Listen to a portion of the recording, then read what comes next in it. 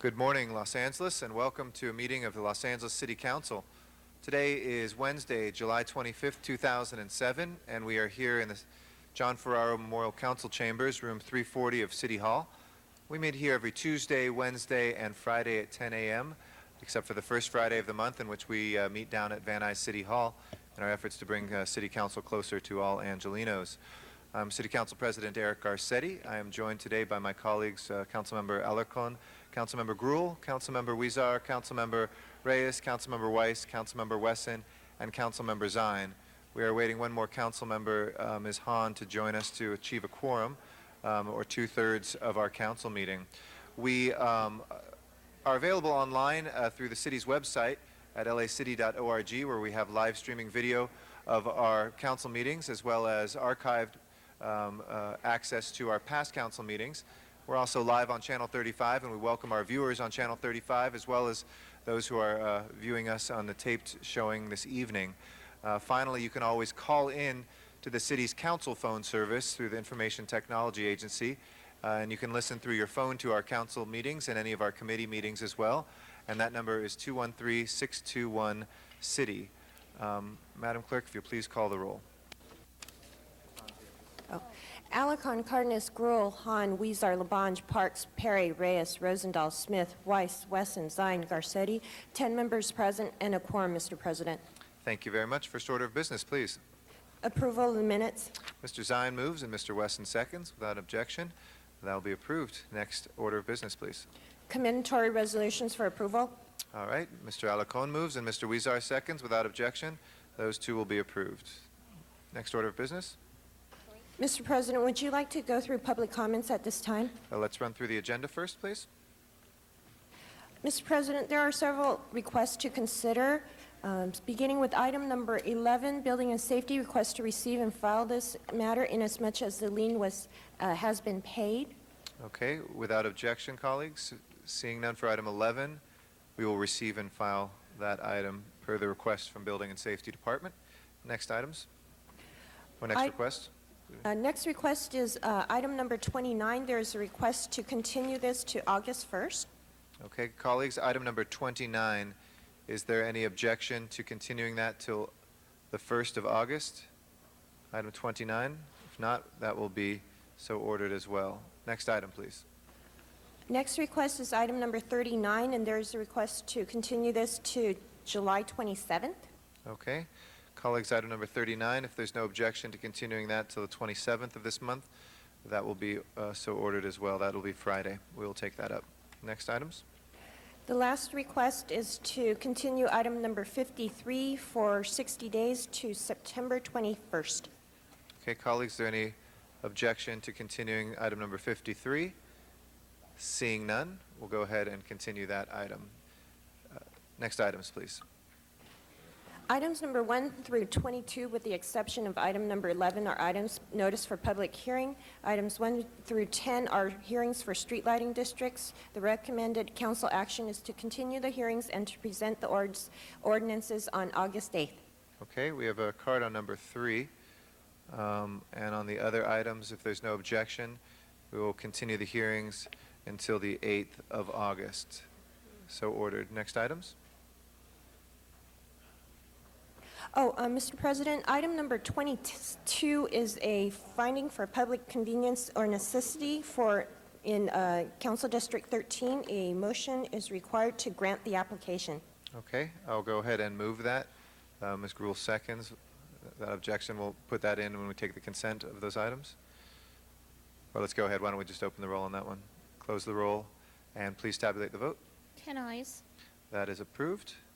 Next items, please. Next are items number 23 through 41, with the exception of 29 and I think 30. we still have 12 through 21. We haven't called any special yet on those. Any specials, colleagues, 12 through 21? Any specials for 12 through 21? If not, let's go ahead and prepare the roll and tabulate the vote. 10 ayes. Those will all be approved except 21, which will carry over 1 week due to fewer than 12 members for the first reading. Next items, please. Next are items number 23 through 41, with the exception of 29 and 39. Those are items for which public hearings have been held. Okay. Colleagues, specials for 23 through 41. Ms. Gruhl and Mr. Weezer? 48. Okay, we'll get to that in a second. Mr. Weezer? 33? 33? 33. Uh-huh. For Mr. Weezer. Mr. Reyes? Yes, Council President, we can continue item 39 till Friday. 39, we did. We've done that. Okay. Mr. Zine, any special? Nope, okay. So I'll have on the balance, if we can please open the roll, close the roll, and tabulate the vote. 10 ayes. Those are approved. 24 and 25 will go to a second reading, again, due to fewer than 12 members being here on a first reading of the ordinance. Next items, please. Next are items number 42 through 58, with the exception of item number 53. Those are items for which public hearings have not been held. 10 votes are required for consideration. Okay, Ms. Gruhl wanted number 48. We'll call that special for her. Mr. Alarcon, what's up? Okay. We have cards on number 51 and on number 54 on this batch, so we'll call those specials for cards from the public. Any other specials, colleagues? On the rest, we'll open and close the public hearings. If we can take up the balance, please prepare the roll and tabulate the vote. 10 ayes. Those are approved, except for 42, which will carry over 1 week for a second reading of the ordinance. Next items, please. Next are items 59 through 61, and those are closed session items. Would you like to hold that on the desk? Yes, please. Let's hold the closed session items on the desk. If we can go to the next, if we can call roll for the special meeting and recess the regular meeting. Alarcon, Cardenas, Gruhl, Hahn, Weezer, Labange, Parks, Perry, Reyes, Rosendahl, Smith, Weiss, Wesson, Zine, Garcetti. 10 members present and a quorum, Mr. President. Okay, if we can take up the first item, please. The first item is a planning and land use management issue, and there's an urgency clause associated with that. And there are also cards from the public.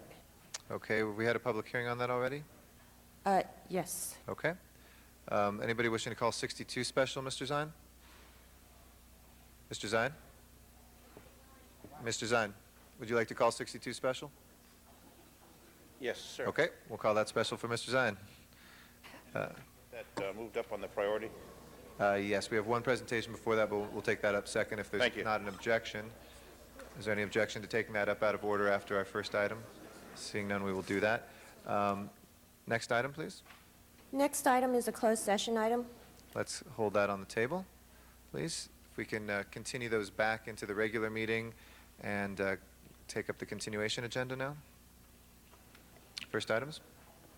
Number 64 in the continuation agenda is a special presentation by the Community Development Department. Okay, I will call that special for presentation, which we will take up. This was item number 1 from yesterday's agenda. Next items? Next are items 65 and 66, and those are items for which public hearings have not been held. 10 votes are required for consideration. And we had public speaker cards from those yesterday, so we will take those up as well at the outset to continue with yesterday's meeting if there's no objection. Okay? We'll call those special for cards from the public. Now it's time for a general public comment. If we can go out to Van Nuys for our first speaker. Brett Stone will be our first speaker, and then we'll come back here for Michael Hunt. Good morning, Mr. Stone. Good morning, Council President, members of Council. First, I want to begin by apologizing. I was going to speak to you yesterday, but I'm in a lot of pain this week. My back is out, and I don't have my medicine, which is medical cannabis. I'm here to talk about that on 62. But because of the DEA actions and they're threatening to close dispensaries, I'm what's known as a compassion patient. And what that means is I can't afford to buy my medical cannabis, and so dispensaries give it to me at no charge. 3 of the dispensaries that supplied me with cannabis have closed just on the threat of the DEA, and that's left me without medicine since Sunday. And I've been eating Vicodins for the past couple of days, and I was just falling asleep here yesterday, and that's why I couldn't speak to you, and I'm hoping that you discuss item 62 so that I can stay awake to talk to you about that. I feel like I'm walking on marshmallows, and I'm very disoriented. I probably shouldn't be here to talk today. But it's really important that I speak to you, and it's really important that you listen to the people that talk to you about this issue. You're supposed to represent the citizens of Los Angeles, and I vote. And I applaud Mr. Zine for his press conference he was going to hold this morning. I wasn't downtown. I hope it went well, to ask the DEA to stop interfering with matters in Los Angeles that the voters have voted for. I want to thank the City Council, finally, for addressing the issue. I'm not happy with the results, but I'm glad that you did address it. Thank you. Thank you, Mr. Stone. Michael Hunt is our next speaker. After that, we'll go back to Van Nuys for Sharon Brewer. Good morning, City Council. Morning. What I'm hearing is leave the trees alone, replace the liquor stores with trees, and everybody's happy. I think that's viable. You never heard nobody get in an accident by using trees. Give these people what they need. If it's medical that's going to help them, give it to them. I'm all for that. My next issue is the 4215 issue that segregates the boardwalk and actually puts us at each end and not equal opportunity for everybody that's on the boardwalk. I'm against that. I'm trying to be patient with my attorney, and I'm trying to be patient with the city attorney most of all. If you arrest somebody 24 times and then you tell them to sit down for a settlement conference, that don't make too much sense. It really doesn't. I think some of you guys seen the footage of that, so just please listen and pay attention to what I'm saying to you guys. We need a good city council. We need a city council that understands the truth and not the lies that the city attorneys have been putting to the people. I'm all for recalling Rocky. I think he's part of the problem, not being able to manage his department in a prosperous and a legal and a righteous way. You don't make the same mistake 3 times.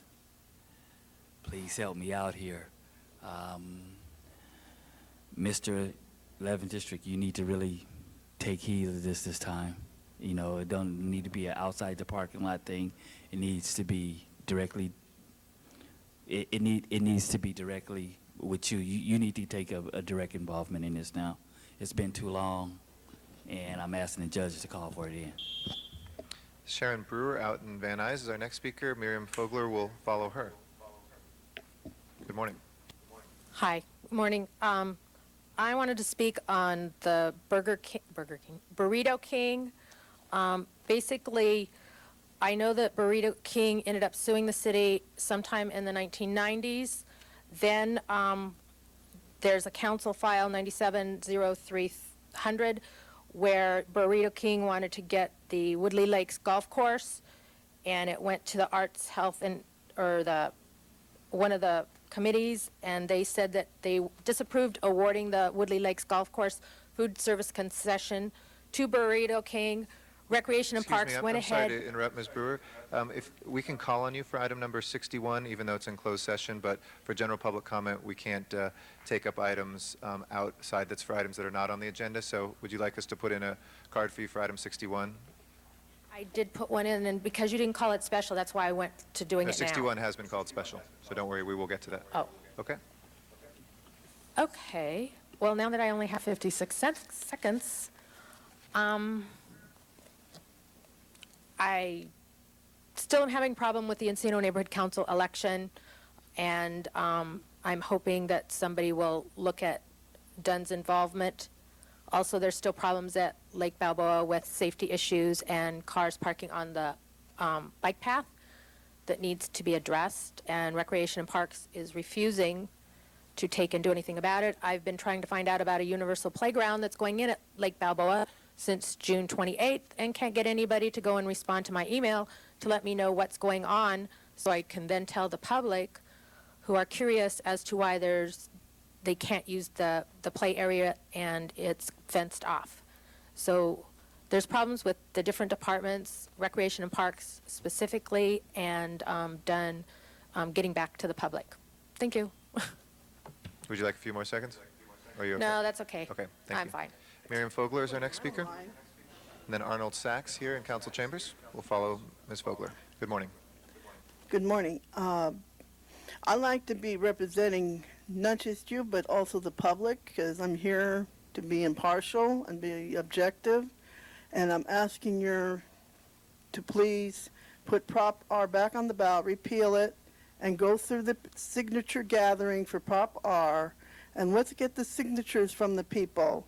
Let's do it the same way that it was done, the proper way. This is the proper way, and do a single issue thing. Now, if you don't, then I guess David Hernandez and Ted Hayes, you need to take upon yourselves to put it on the ballot.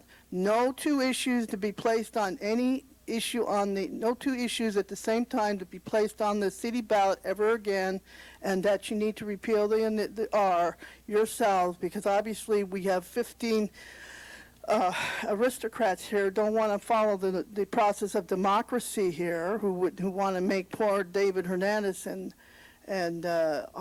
Ted Hayes have to go to court.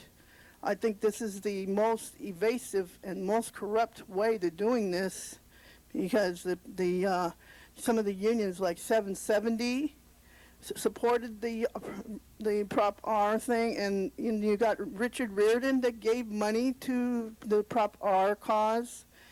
And this is bad because you're also wanting to put this, what you call procedural issues, that's what the county supervisors have. And I'm not going to stand by you and allow you to try to tamper with the Brown Act, as you already did on July 10th and July 11th. You haven't even posted any information, no agenda, no minutes, nothing on that 2 days that you were at San Pedro.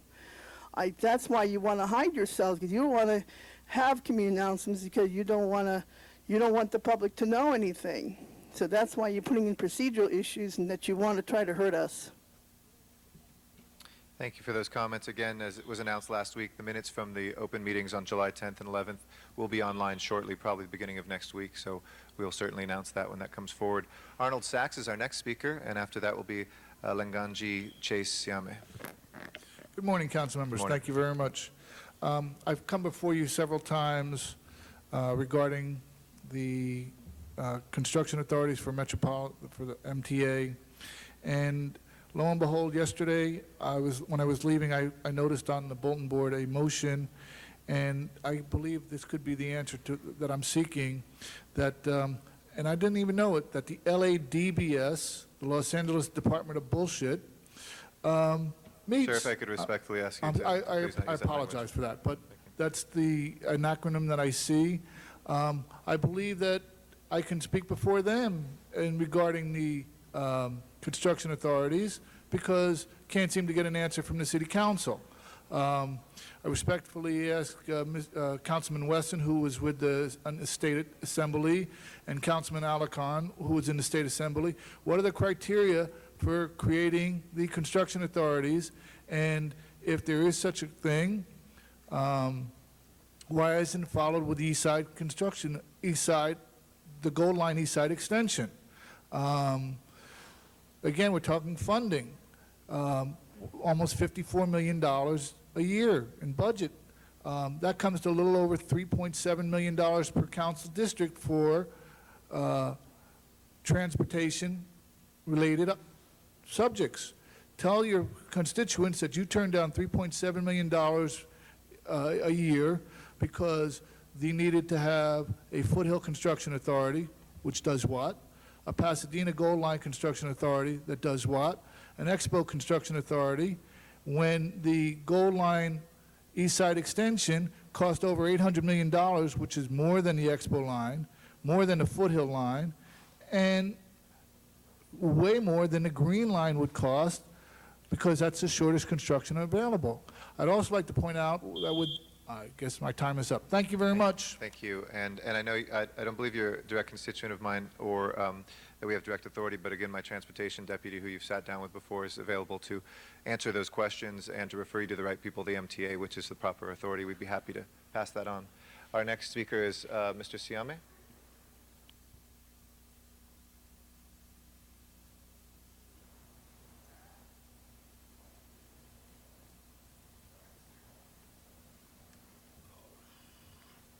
Good morning. Good morning. It is my observation that our life planning function has entered into a demise. I have come to this realization because my livelihood doesn't seem to make sense anymore, judging from the current trend of events. As is evident, I have not been spared in this whole scenario. Quite surprisingly, my unfortunate participation in this life construct was devised with the clear intention to discourage, instill a sense of lost hope, and further subjugate any social, economic, or career development I was to have made. In simpler terms, what I could be talking about here is identity theft, absolutely from the grandest to the minute scale. The decree is deplorable and is a clear insult to my personality. All my life I have worked hard, honestly, however, with a lot of reservation for this decree and what it stands for. Today, my day has arrived and my voice is heard, for this decree has reached a point of obsoleteness. The social, political, and economic climate is about to change for the better. In this effort, my participation is at the district courts, where I have lodged a complaint to our judicial authorities concerning these issues. I earnestly request for your support to move this case to the Supreme Court. Thank you, sir. That closes our general public comment for today. We will take up the items that were continued yesterday when we lost quorum first. That will start with item number 64, which is a special presentation. And I called that special, but I believe Ms. Gruhl is ready to cue that up as well. If we can ask the Community Development Department to come forward for this presentation at this time to the table. Ms. Gruhl? Thank you very much, colleagues. And as you know, I know Mr. Garcetti and what was talked about as well at our retreat was to talk about particularly various issues and get briefed on things, to have an opportunity to really have a dialogue and discussion. And today we have before us the Community Development Department on our state, benefits to business and employees of the state enterprise zones, federal empowerment zones, and renewal community zones. And some of us are familiar, I'm familiar with it because of my past life at HUD and in the mayor's office, but a lot of the council members have some form of a enterprise zone and have benefited from that in the businesses. And so we thought this was a great opportunity for you, Richard, the department, to be able to make a presentation that explains to all of us the components and ways in which we might be able to expand, encourage, ensure we're getting our fair share both at the state and federal level. So please. Okay. Thank you, Councilwoman Gruhl, and thank you, council members, for giving us the opportunity this morning to come forward and discuss with you what we think is a very important component of the portfolio of economic development programs and services that are offered at the Community Development Department. Some of you may know the State Enterprise Zone program was created a little over 20 years ago, and the program was established to help to stimulate the growth and development of businesses within economically depressed areas. And in fact, we qualified, the city of Los Angeles that is, qualified for the establishment of 3 zones back in 1986. There were the Mid-Alameda, the Northeast Valley, and the Central City State Enterprise Zones. At the end of that 20-year period, we were given the opportunity to reapply and to extend the zones under slightly different guidelines. And we put in an application that greatly expanded the State Enterprise Zone, and it also included a large part of Hollywood. So now we have the Los Angeles State Enterprise Zone that runs almost contiguous from the valley all the way down to the port. We think this is a tremendous improvement over the previous programs because, first of all, it's a lot larger, it's contiguous, and it captures all the areas that we think will be able to take advantage of the incentives that are offered by the program. This morning, Michael Uzon, who is our Director of Economic Development, is going to present you with a PowerPoint presentation to tell you more about the program and hopefully stimulate more interest in businesses participating. Michael? Good morning, council members. It's a pleasure to be here to discuss all of our products and services that we have available to support businesses throughout the city of Los Angeles. So we're going to try to work through our technology here, and hopefully this will work fine. Okay, briefly, I'd like to go over today all of the products and services that are available to the city of Los Angeles businesses, which are located throughout the city. Primarily, our target markets are those which are economically distressed throughout the city, and those will hit on the state enterprise zones, our lending programs which are available, our federal empowerment zones, federal renewal communities, our Los Angeles business assistance programs, and our work source centers. The first one I'd like to get into is the state enterprise zones, and I'd like to just echo what Richard has already mentioned previously. We had 3 state enterprise zones that expired in 2006, and when they expired, the state did come forward and provide an opportunity for cities throughout the state to actually reapply for a new state enterprise zone. These are actually critical zones for our most challenged census tracts and provide a number of different incentive products, which we were capable of obviously getting a new Los Angeles State Enterprise Zone designation.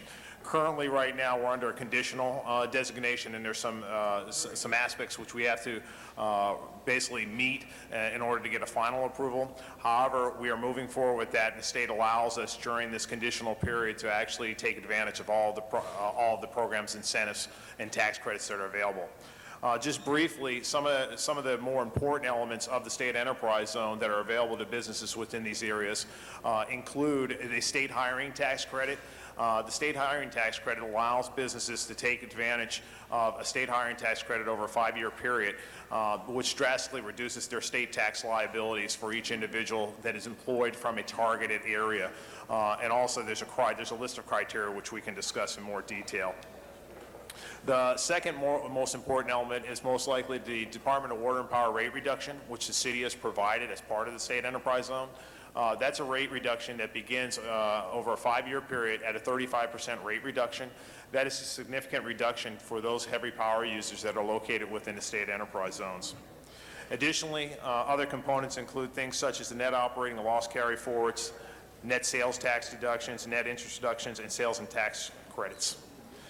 So briefly, I'm going to give you an overview of some of the areas and our accomplishments during the last fiscal year, which I think are important for you to understand. Currently, right now, we have 3 state enterprise zones located throughout the city of Los Angeles. Our first one is in the East Side State Enterprise Zone. It should be noted that our East Side State Enterprise Zone will be expiring this year. However, you have already given us authority to go ahead and begin the process of actually reapplying for a new enterprise zone. It currently encompasses 9,529 acres. Our accomplishments during the last fiscal year, we assisted 397 different businesses, and as part of that, we helped voucher 2,823 individuals throughout that zone. And I'm going to discuss those in a second as to what that means and get a little more detail.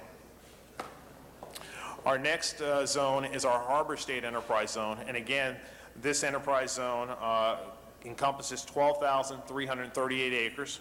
Accomplishments to date from last year, the last fiscal year, were 263 businesses were assisted throughout that zone, and 3,271 vouchers were processed. And just let me mention that the important element about the processing of the vouchers is that it allows these companies to actually bring these individuals on, which are from targeted areas or targeted zones and have different backgrounds and are difficult to place in jobs. We do charge a fee for processing these vouchers, just as per the state's request. And in addition to that, we provide a $10 per application fee back to the state, but we retain $15 here to help us defer the cost of administering these programs. The next zone, which is our newest zone, we're under conditional approval right now, which we're working on, which Richard had mentioned, is the Los Angeles State Enterprise Zone. It replaces the expired Mid-Alameda, the Northeast Valley, and the Central City zones. Last fiscal year in the old zones, we were able to process basically 8,170 vouchers were processed, and we assisted 1,014 businesses. I think the most substantial part about this new designation which we have is we've increased our area by more than 135%. The previous zones represented about 20,423 acres. We were able to actually increase that up to 48,062 acres. And as Richard has mentioned, it includes regions such as Hollywood, the Northeast Valley, and the Central region. The combined outcomes during the fiscal year 2006-2007 year were that we assisted 1,674 businesses within these zones. We vouchered more than 14,264 employees. Assuming that each of these vouchers that are out there that we put through, the businesses are able to take advantage of 100% of the full credit available, that would represent an amount of approximately $449 million in direct assistance to these businesses throughout the city of Los Angeles. That is a very substantial number that we're proud of, and we're actually shooting and targeting for a higher amount next year. Let me tell you about some of our lending programs. The Economic Development Division administers all of the lending programs that come through the federal government with regards to the Community Development Block Grant, and this primarily includes the Section 108 loan program.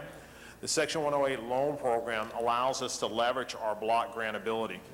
In addition, we're also responsible for administering the Industrial Development Authority in conjunction with the Industrial Development Authority Commission. They administer the industrial development bonds, the empowerment zone bonds, and also our nonprofit 501c3 certificates of participation. What are some of the outcomes that we saw last year with regards to our lending programs? We assisted in inducing and administering $418.2 million in bonds for CSCDA, which is part of our Joint Powers Authority. We induced or issued $42 million in empowerment zone and industrial development bonds. And we induced or administered $31.8 million in 501c3 certificates of participation.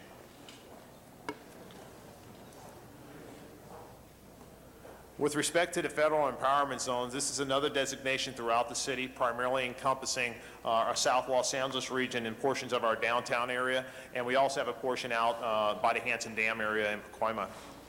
They provide, again, federal tax incentives that, unlike the state tax incentives, are only applied towards your federal tax liability that's available.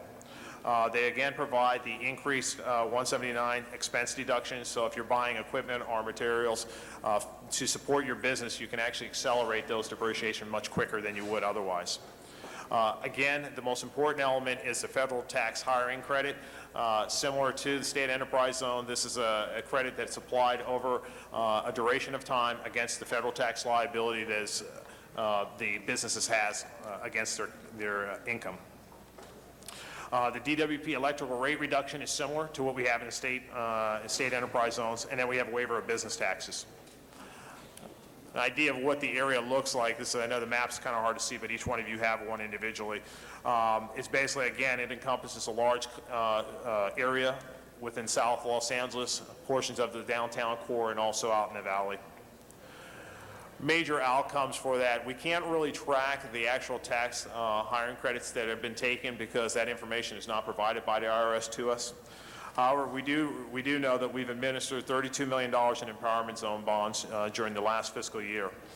And so what I'd like to do is give you an example and let you hear an example of a company which took advantage of the federal empowerment zone, the state enterprise zones, and our federal empowerment zone bonds. This is going to be the American Fish and Seafood Company. The American Fish and Seafood Company is a company that was founded here in Los Angeles in 1947. They're a distributor of fresh seafood and related products. They support companies such as Ralph's Grocery Store, Trader Joe's, a variety of different restaurants around here that are both national and regional chains, and also some of our cruise lines. They had a situation where they came to CDD where they were growing, had grown significantly. They had into 6 distribution centers with more than 500 employees.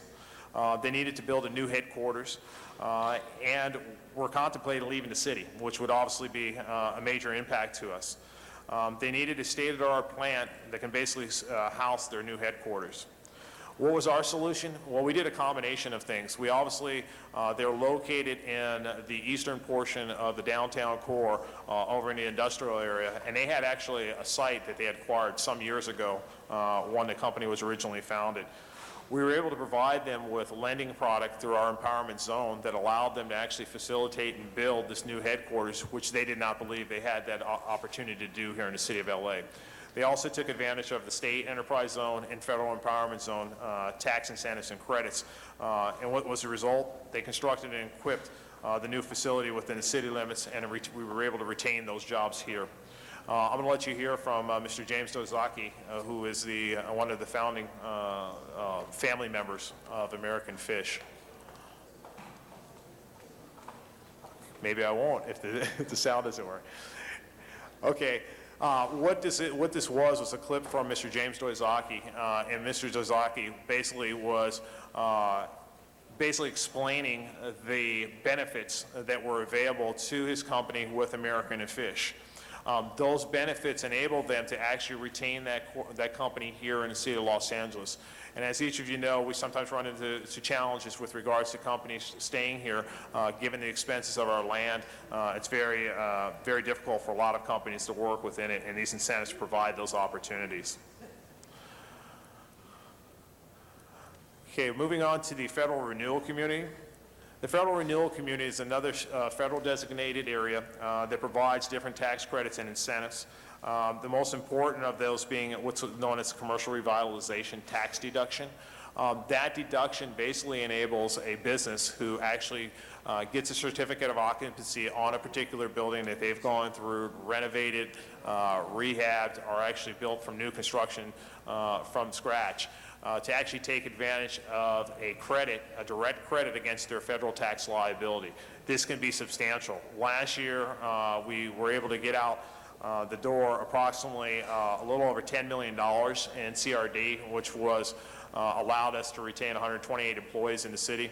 The major beneficiary of the commercial revitalization deductions last year was the Porsche dealership, which you may be familiar with down on Figueroa. So this actually helped them provide and move forward with that product. This is a map. The map represents primarily portions of the downtown core and areas to the south and South Los Angeles. Again, these are always in our most challenged census tracts throughout the city. And our accomplishments during 2006-2007, as I stated, $10 million in commercial revitalization deductions were issued, and that was associated with 128 jobs. I'd like to now just touch on some of our small business and micro businesses, the focus on those. These are the key generators of our general economy here in the city of Los Angeles and actually throughout the country. Small businesses and micro businesses are absolutely critical to our success and having a vibrant economic economy here in the city of Los Angeles. The first one is the micro enterprise component. Serving businesses throughout the city with 5 or fewer employers and annual sales of less than $200,000 in low moderate income communities. The services include helping them provide technical assistance by formulation of business plans and marketing plans, developing inventory and cash control systems, loan packaging, in some instances direct micro loans. And these are administered through our LABAP organizations, which are nonprofit organizations located throughout the city in 6 different locations. The next program, which is a component of the LABAP, is the entrepreneurial component. This serves new businesses or those entrepreneurs wanting to start businesses in the city of Los Angeles in lower moderate income communities. Again, similar services are provided to them, although there's a little more hand-holding that goes through the process to allow them to formulate their business plans and marketing plans, provide the ongoing entrepreneurial training, and access to their initial capital. The final component of the business assistance program is our historic downtown retail component. What this is a targeted focus within the downtown historic core to actually bring in small businesses and retail elements here to the city to actually meet the growing demands of the downtown residents. It's been in operation for at least 1 year, and it's had an impact of having annual sales of basically working with companies that have annual sales of less than $500,000 in the historic core. Just this year, earlier this year, was also approved a new retail area out in the Panorama City area. The CRA is actually funding that for the first year, so we're going to look and work directly with the CRA to help administer that based on our experience in working with the downtown historic retail core. So what has the outcomes been of the LABAP program? Through the entrepreneurial and micro enterprise components, we've actually assisted 2,526 clients that have been screened. There's been 3,690 counseling hours that have been provided. 190 loans have been approved throughout the year, and 141 direct jobs have been created or retained from that program. Through our retail component, we've assisted another 128 businesses, and 40 jobs were created or retained. The final element of our products that we have available that I'd like to mention is our WorkSource and OneSource centers. And although this is the one that's finally presented, it should be noted that this goes hand in hand with a number of our different products. They provide services through centers located throughout Los Angeles. These services include helping companies pre-screen job applicants, providing applicant referral services, providing customized training to meeting individual needs. They provide labor market data to assist in the decision process for businesses, and they provide rapid response programs to assist displaced workers. So what we've done is we've gone through, just on a high level, a lot of the products and services that we have, but I think what you'll find is that these products are absolutely critical for us providing support, incentivizing companies to retain their businesses here in the city of Los Angeles, or incentivizing them to go into areas which they would not go into on their own. It's a way to help us alleviate their risk. And although each one of these comes with different restrictions and guidelines, it is our goal always to work, with the individual members of council and also the mayor's office to ensure that we're coming up with solutions to these businesses. And we believe that by successfully implementing all of these products and services, that it helps overall from the city standpoint to increase the tax base and actually allow us to provide services to all of the various demands that you meet each day. So with that said, I'll close out the presentation and open it up to any questions to either myself or Richard. Thank you. Councilmember Alarcon is our first speaker. Yes. I don't want to rain on the parade, but we had a problem in the Northeast Valley application, and in fact, the application was denied. I'm particularly concerned about the East Side application that will be coming up. Did we figure out what happened? So what happened last year is we actually, when we came to submit a reapplication to... Could you hold my time, please? when we went to resubmit an application for the new zone, there was two things that I believe went wrong with the submittal of the application.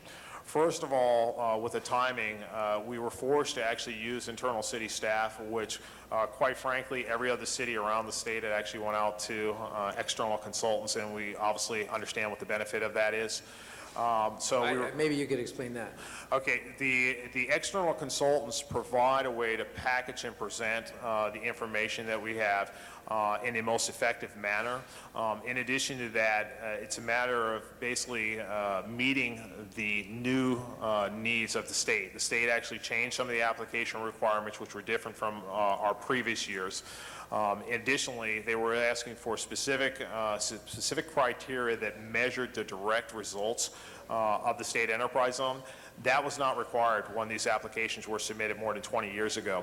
As a result, it was not tracked that well. It's one of the questions that I asked when I first got back. And so what we've done is we've begun to track those more accurately to show them the successes that we have and actually why this is a viable program.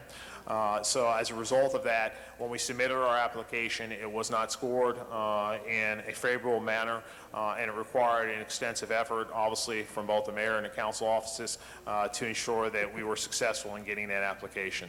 So with respect to the east side zone, learning from our past mistakes and ensuring that we're not going to do that, there's two steps that I think are absolutely critical and we're moving forward with. So one is that we're doing a joint application with the county. The purpose of the joint application is to ensure that we have, one, the most compelling story to tell to the state, and capturing the biomedical park area that actually goes across the city line and into the county. Two, we are actually working with an outside consultant to ensure that we'll have that success, and we've worked very closely with the state to understand where our pitfalls were with the last application, and to ensure that we address those areas and that we have the highest probability of success with this application. Okay, members, just let me share with you, as a state senator, I chaired the committee that oversaw the enterprise zone program, and historically, the problems, and this is no surprise, it's not new information, but historically, the enterprise zones that do not do well are those who do not track their information. This is well known. It was known when I was on the council, and we expanded the Northeast Valley Enterprise Zone, and it was known last year. So I do not understand how our Community Development Department, that has grantsmanship responsibility probably greater than any other department in the city of Los Angeles, couldn't figure out that the application called for specific criteria to be established, or specific measurements to have been evaluated by the city. So I'm very concerned that in fact it wasn't because of the response of the Community Development Department, but in fact a political solution that required the senator, the local council member, and the mayor to get the governor's attention to get him to create a new enterprise zone that didn't exist before. So I don't think we need to look for political solutions. These enterprise zones provide real substantive opportunities for us, but only if we measure them. And so I want to remind my colleagues, particularly those on the east side whose review is going to be coming up, that get the ducks lined up in order, make sure that we are measuring, that we have created measurable objectives, and that we are attaining those objectives. And let's not go through let's not have to go through a political process to establish business opportunities in our neighborhood when we know that these are viable businesses who should have the opportunities that were created in the enterprise zone. I am not happy about what happened in the Northeast San Fernando Valley, and my staff and I will be monitoring the success of that program very closely. Thank you. Mr. Reyes? Thank you, Council President. Thank you, Councilman Alarcon. I stand because I need to know if the issues that we're pointing out, that were pointed out by the Councilman Alarcon, how have we addressed them for the East Side application? Did we delve into that criteria issue, and Yes. What did we learn? What were lessons learned, and how did we correct them? Number one lesson learned, I think, was exactly what Councilman Alarcon brought up, is that we need to track the exact results and have a complete measurement in place. So we've actually developed that. There's a couple things that we're doing. One, we're implementing survey forms when we first start, right? I mean, it's just a simple question, talking to the businesses, but for these programs, are you, why are you locating here, or why you continue to be here? We need to understand how this is supporting them and their bottom line, and helping them stay within these areas. Two, we are tracking very closely, which is why we provided you the numbers today. Please hold my time. Of the number of businesses assisted and the actual employees assisted. And then what we're going to be doing next is a little more tricky, but we're going to actually try to quantify the exact tax impact to the city, because these businesses have remained there and they've increased their incomes. So we're actually following that very closely right now, and ensuring that that's included within the package. We're working with the consultants that are on board to write these applications. May I just add on? As the amount of money has shrunk for programs like this, the competition has grown greater. There's a whole cottage industry that's grown up around being able to measure economic indicators. You have very smart consultants with sophisticated software systems that are designed to do that. We had never tapped into that resource before, but it is now available to us. We're aware of it. In addition to that, we beefed up our own tracking system so that we can compete at a higher level with a lot of jurisdictions that are doing exactly that.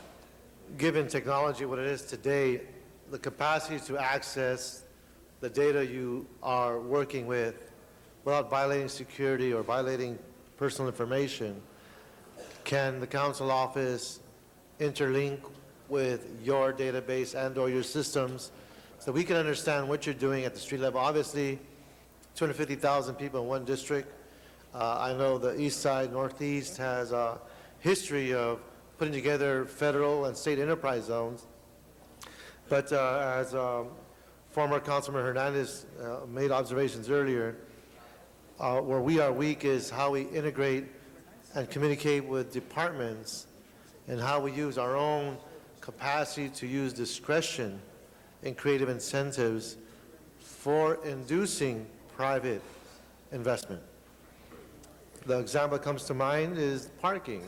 Always an issue in how we deal with small businesses, medium-sized businesses. It becomes an inhibitor when you do not meet code issues. But if you fall in this particular overlay zone, state, federal enterprise type of incentives, then perhaps you have a package where it makes sense to invest in that particular structure because it was built before planning was even put in place as a discipline. And that tends to hurt us because we don't fit the suburban model. We do not fit post-1950 standards of what makes it desirable to invest. And it's not just in parking. We're talking about sewer fees. If someone wants to put a laundromat, it's expensive to deal with the water issues. So what do? We have very limited laundromats that are decaying, that are places that aren't safe, and it's a blight in our community.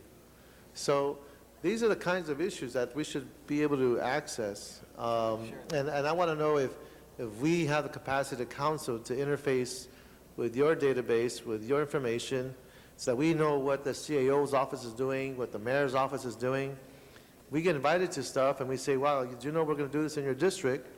And next thing you know, it's something that we're being invited to as opposed to being part of. And those are the kinds of coordinating efforts we should be alert to. But I am very, given what has happened in the Northeast Valley, and knowing that we're now up for review, what is your gut telling you in terms of us being, how are we going to be viewed, and what do you think our outcome will be based on the improvements that you made in your application process? Well, I think first of all, let me answer your first question. Your first question was, can we provide you the data?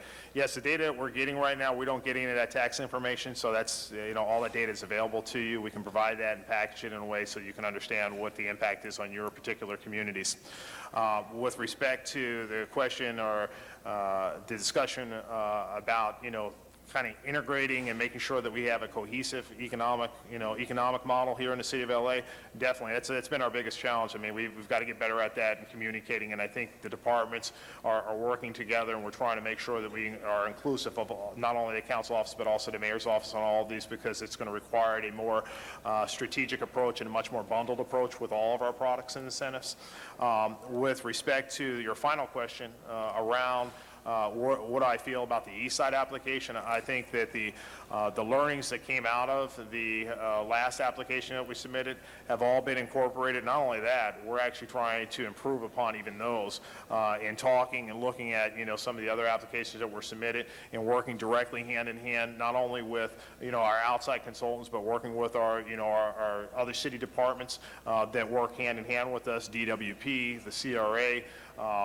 Whoever we need to get involved, we're going to make sure that we do that, and also bringing in the county.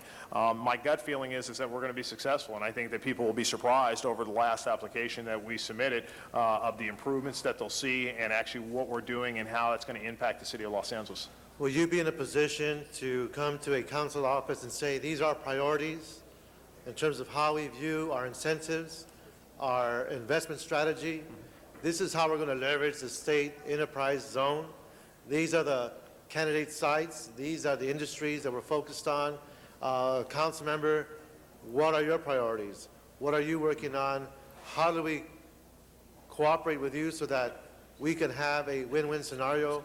Will you have that ability to cover that type of an overview with the respective council members of those locations?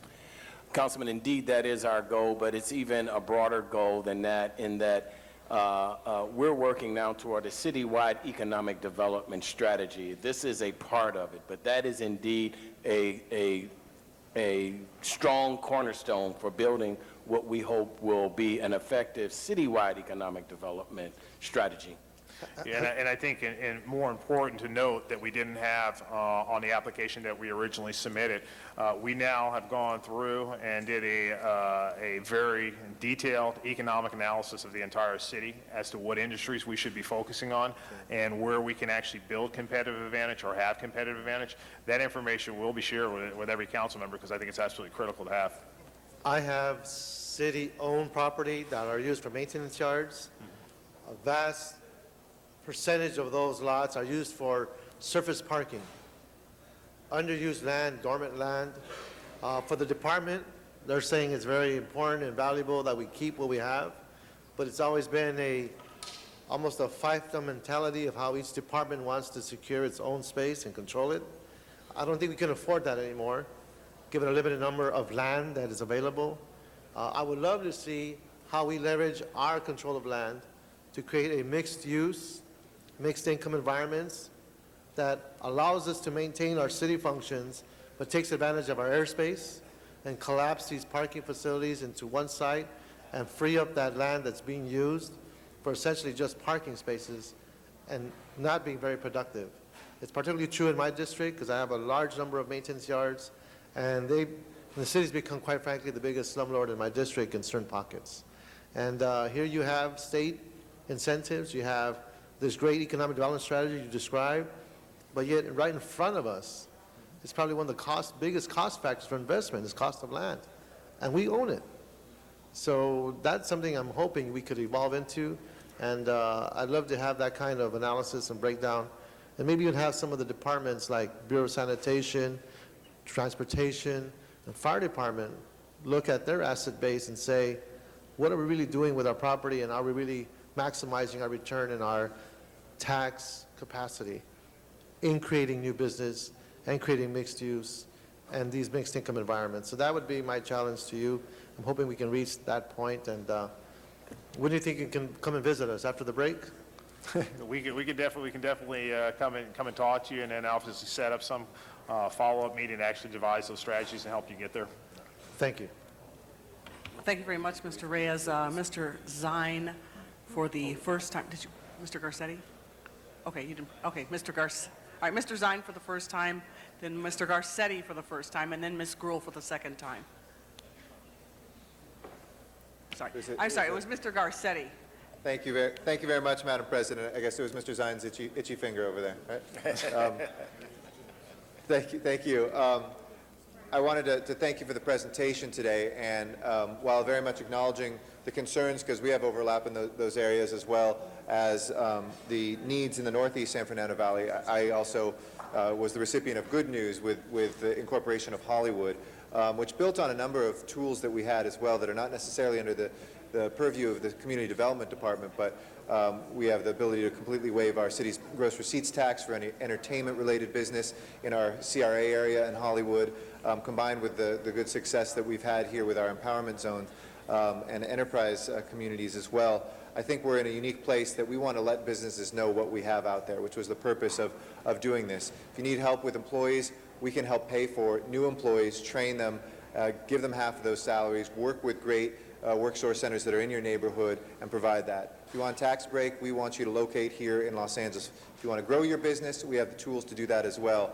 I spoke with Paramount Pictures just after we had this go through, and the impact on that employer, who's the largest employer in my own district, or very close with Kaiser Hospital, for Paramount Pictures, which are good, middle-class, high-paying jobs, immediately they knew that they could fold that back into reinvestment, and they're looking, in fact, within their studios of how they can grow even more jobs after years of seeing Hollywood jobs go elsewhere, either other neighboring cities here in LA County or completely out of the state and country in some cases. So really, as much as possible for those folks that are on Channel 35, they're really our audience today, those people who are employees of businesses, who are business owners, get in contact with the Community Development Department, find out where you are.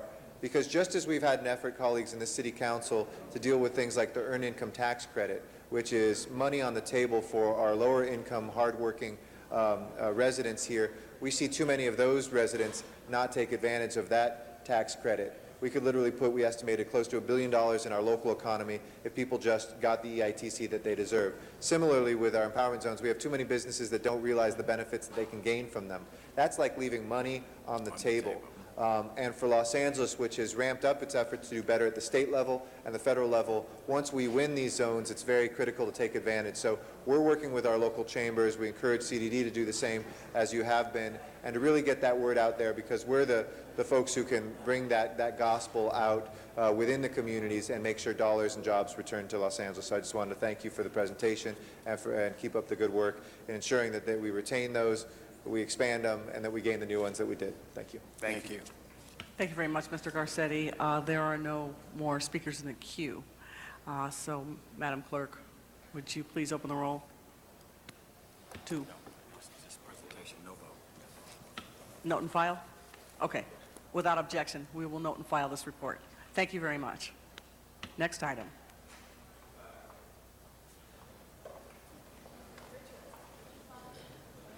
Next item is item 65 on the continuation agenda, and that was called special by cards from the public. Mr. Matthew Dowd. Matthew Dowd?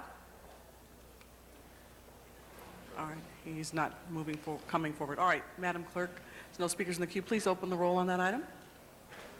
Close the roll. Tabulate the vote. 11 eyes. Next item. 66, then 62. Next item is item number 66, and that was called special by cards from the public. Mr. Matthew Dowd. Outen Van Nuys. Miriam Fogler. Van Nuys. Miriam Fogler. Yes, I didn't get heard on 51 and 54. We'll be back on those items later, ma'am. Okay, 66 is dealing with the UN for international justice. As you remembered that we put the gentleman from in Serbia, that president there, and then we had the Saddam Hussein. They wouldn't bring him to trial, but the point is, this is I don't want this to supersede our Constitution here, and in violation of any of our civil rights here, the Bill of Rights, namely the freedom of speech, the right to bear arms, the right to our freedom of assembly, the right to free press, all these things that we need in conjunction to need to be protected from the UN. And just letting you know, that we need to be vigilant and be aware with the UN how it can be very dangerous. At the same time, we cannot allow people, well, not people, they're monsters, like Hitler did, and now we got the one in Iran, wants to destroy Israel. So we have to be very vigilant and just watch them and make sure that they're doing what they're supposed to do, representing the nations to represent from God, and to do the right thing and not to let the Holocaust ever happen again, never again. Thank you very much, Ms. Fogler. If we can please prepare the roll on item number 66. Close the roll and tabulate the vote. 11 eyes. That is approved. Mr. Zine had asked for item number 62, as I stated before, to go out of order. We'll take that up next. So I'd like to recognize Mr. Zine at this time. Thank you, Mr. President. Also, I'd like to reopen number 16. There's a language issue on this matter. If we could reopen 16 and continue it to August 11th. Okay, well, we need an interpreter on that matter. Why don't we go ahead and open the roll on reconsideration on item number 16. I'm sorry, August 16th. August 16th. Close the roll and tabulate the vote. 11 eyes. That is before us, and you'd like to continue it to August 6th? August 16th. 16. Building safety needs to work it out with the... Okay. That's a Thursday, so we'd be... Building safety, Mr. Either Law. the 15th or the 17th. What would you prefer? I was told the 11th. You told me 16th. 15th. August 15th, without objection. We'll continue item number 16, and we'll return back to 62. Thank you. Mr. Zine has the floor. Thank you, Mr. Law. Okay, thank you, Mr. President. We had a news conference this morning on a matter, and a number of folks are in the audience regarding medical marijuana, medicinal marijuana. In 1996, Proposition 215 was passed, Compassionate Use Act, which permits medical marijuana. Individuals suffering from AIDS, cancer, multiple sclerosis, chronic pain, other serious illnesses can receive that legitimately through this Proposition 215. And what we've seen in the news recently is that the Drug Enforcement Administration has taken aggressive action against the owners of properties, talking about the asset forfeiture and other activities such as arrests. What we've been working on for approximately 2 years is an ordinance to bring medicinal marijuana establishments under regulation. We've worked with the industry, the Americans for Safe Access have worked with us, with the police department, planning, building, and safety, to come up with an interim control ordinance on medicinal marijuana dispensaries. What this medicinal marijuana dispensary interim control ordinance will do is prohibit the opening of any new medical marijuana dispensaries in the city of Los Angeles. There will be no further opening of establishments. During the next year, we will have a task force that will come up with regulations, and these regulations will govern the hours of operation, the locations, etc., so the medical marijuana dispensaries can work and conduct their business in a legal fashion. Also, we're calling for a moratorium, and that any existing, and there's somewhere between 200 to 400 existing medicinal marijuana facilities in the city of Los Angeles, that they must comply within 60 days to specific regulations. And among those regulations, obtain a City of Los Angeles tax registration certificate, a State Board of Equalization seller's permit, a property lease, business insurance, dispensary membership, and LA County Health Department permit if required. What we're simply asking for is the proliferation of these establishments with no regulation is negatively impacting communities. You can currently establish one next to a preschool, next to a church, next to a liquor store, next to a residential area. We need to have our zoning permit the establishment, but to do it in a fashion that doesn't conflict with a residential or a business community.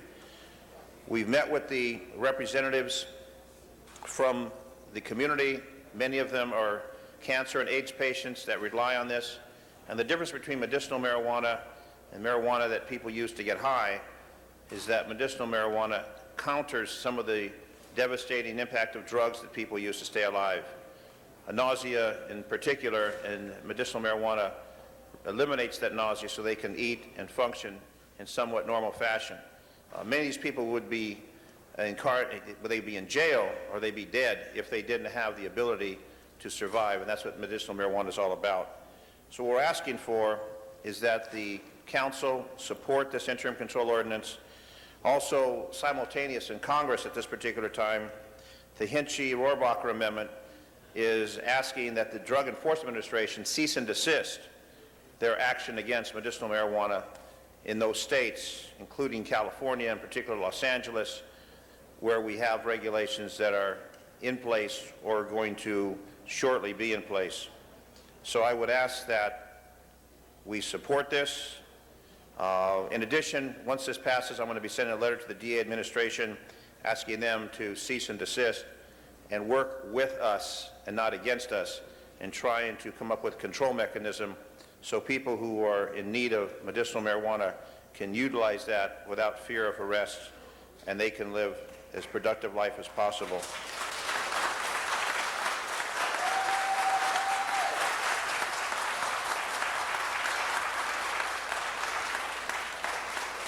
You can do that after they vote. Thank you. And someone has asked, you're a member of the LAPD, police officer for 39 years. Why would you support something like this? I would support something like this because I know that law enforcement has other activities they can involve themselves in. In the city of Los Angeles, we have a lot of crime. We have gangs. We have violence. People who are sick, who need medicinal marijuana, don't need to fear arrest by members of the Los Angeles Police Department. And I will...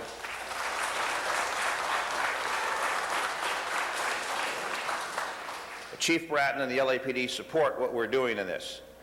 And I commend Chief Bratton and the LAPD for cooperating in this endeavor. So what we simply ask is that this council approve this, that we put this in place, that we work with the industry, the legitimate medicinal marijuana facilities, come up with reasonable ordinances so people who need it can get it and not fear arrests, not fear going to jail, not fear that establishment being shut down. So the bottom line is for this body to hopefully support this. And I want to also acknowledge Janice Hahn and Bill Rosendahl, who are joint signing a letter with me that's going to go to the DEA, asking them to not do enforcement at medicinal marijuana clinics. And that does not mean that we're not asking the DEA to go out and enforce the drug laws when people are selling illegal drugs, cocaine and other heroin. We're not asking DEA not to do their job. We're saying medicinal marijuana needs to be treated in a different category. So that is before us. Mr. President, I would entertain, I think we have a number of questions from members who attended, and I want to thank the public who've attended our meetings on this. Also Brian Perry from my office, who worked with the Americans for Safe Access to help bring this about. Thank you, Mr. President. Thank you very much, Mr. And we Zine. open a public hearing on it for... Okay, we had 21 cards, so we had a public hearing on this. Your staff informed me that would like to have 3 speakers on each side.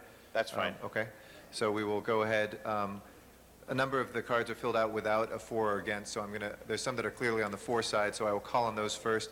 If there are more folks that are on the against side that didn't check off for or against, please let me know. And we do have one, though, that so far is against.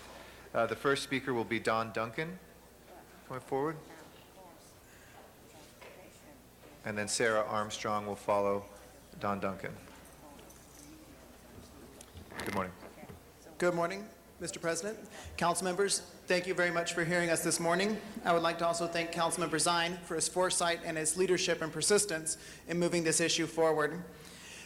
Americans for Safe Access has determined through research and through talking with elected officials and city officials around the state of California that regulations reduce crime and reduce nuisance activity and complaints from neighbors around medical marijuana facilities. And that's very important because medical marijuana dispensing collectives like those that are now opening in Los Angeles are a proven method of getting medicine to the people they need, a community-based solution to safe access that's mandated by Proposition 215. It's very important as we continue the work to implement Proposition 215 in California and to change the federal laws that we have a safe space provided by regulations and protected from misguided federal law enforcement. And so it is very important that the City Council of Los Angeles, with Councilmember Zion's leadership, oppose the DEA effort to intimidate property owners and to shut down medical marijuana facilities before we can harmonize federal law with state law.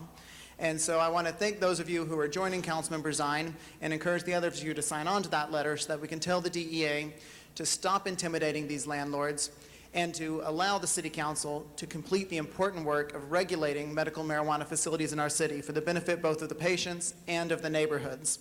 I also want to thank you and urge you to continue to support the Hinchy-Roybacher Amendment in Congress right now, a first step towards stopping the DEA raids and letting cities like Los Angeles implement the Compassionate Use Act. So thank you very much for your support this morning and for your ongoing support through this process. Thank you. Sarah Armstrong will be our next speaker, to be followed by Yamita Bolanos. My name is Sarah Armstrong. I sit on the working committee to draft the permanent ordinance for Los Angeles. Tomorrow we begin the very important work of doing this. I'd like to first thank Councilman Zine and Garcetti for coming down today and taking a strong stand against the malicious tactics of the federal government, particularly the DEA. As most of you are aware, some very, very fine clubs, very compliant clubs, have had to close rather than put their landlords in the very difficult position of deciding whether or not they would like to have their property seized. I would call on all members of the council to take a strong stand, to give the working committee the time and the space it needs to draft tough, good regulations, the kind of regulations that will make the DEA not needed in Los Angeles. If you will help us with this, I promise you the kind of regulations you can all be proud of. But please, contact the federal government, particularly the DEA, and tell them that Los Angeles is not a place where patients are allowed to suffer and die because they cannot have safe access. Thank you so much for your time. Thank you very much. Yamita Bolanos is our last speaker from the four side. Hello, my name is Yamilet Bolaños. I am first a patient. I'm a liver transplant recipient and I'm a cancer survivor. I'm also a dispensary owner-operator whose landlord got a letter.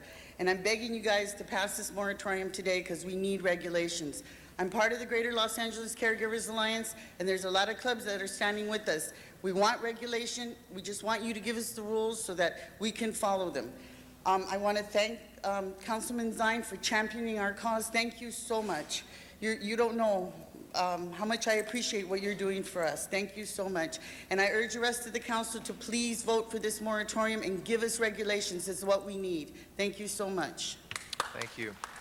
Our first speaker that's filled out an against comment is Desiree Hawkins. Come forward. Good morning. I'm Desiree Good morning. Hawkins. Thank you to all the council members, specifically Councilmember Zine, who has put great effort into this. I'm a patient advocate. I'm representing Patient Advocates Network. I'm also a caregiver in this city. So for me, having access to medical marijuana and being able to have access for other people in order to carry perhaps a larger amount in front of the Los Angeles Police Department and the smaller jurisdictions around the area, it's very important that I be able to have safe access. I do not have a problem with creating a moratorium in order to establish rules. I do not have a problem at all with having dispensaries. I think it is very key for the people in this city. I do have one problem with one thing. That is that the dispensaries need to be able to have written into this that they can be able to move in order to remain safe against the DEA's raids. And so it's very important that we be able to have some sort of flexibility in the locations written in for the dispensaries. So otherwise, I have full support of the moratorium in order to establish regulations for, as we say, a growing business here in Los Angeles, for us to be able to all have safe access. So I do appreciate your considerations, and once again, my biggest focus is upon safety, and that would be pushing through the Hinchy-Rohrabaugh amendment so that we can have full protection against the DEA's terrorism. So if you could please support this on a massive level, thank you very much. Are there any other speakers that are against this? We have a number that didn't fill out for or against. Are there any against? We want to make sure we afford the opportunity for any opposing viewpoints.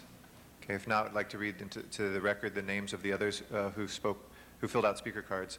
Brett Stone did, Barry Kramer, Sarah Slotkin, Ann Ramirez, Richard Kearns, Jeff, Mike Gray, Richard Eastman, Elliot Katz, Lenny Fisher, Jenna Cutler, Degay Coiti, Miriam Fogler, Agnes Sakhebi, Duke Smith, Chris Fuso, and Michael Hunt.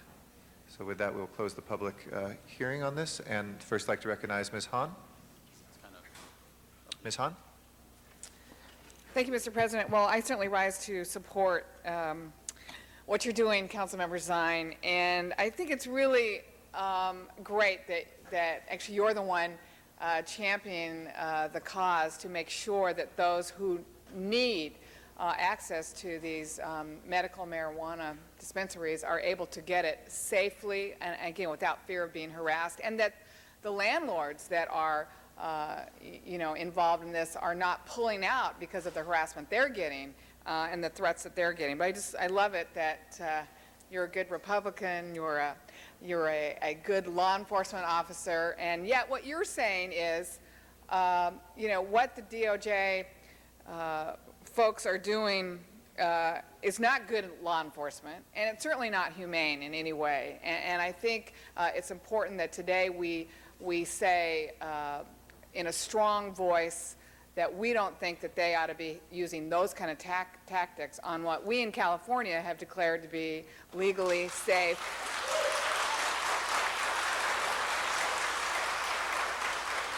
Dispensaries. And after this vote, I'm going to introduce a Rule 23 where we in the city of Los Angeles will have our voice heard back in Washington, D.C. as they are debating right now the Hinchy-Rohrbacher Amendment.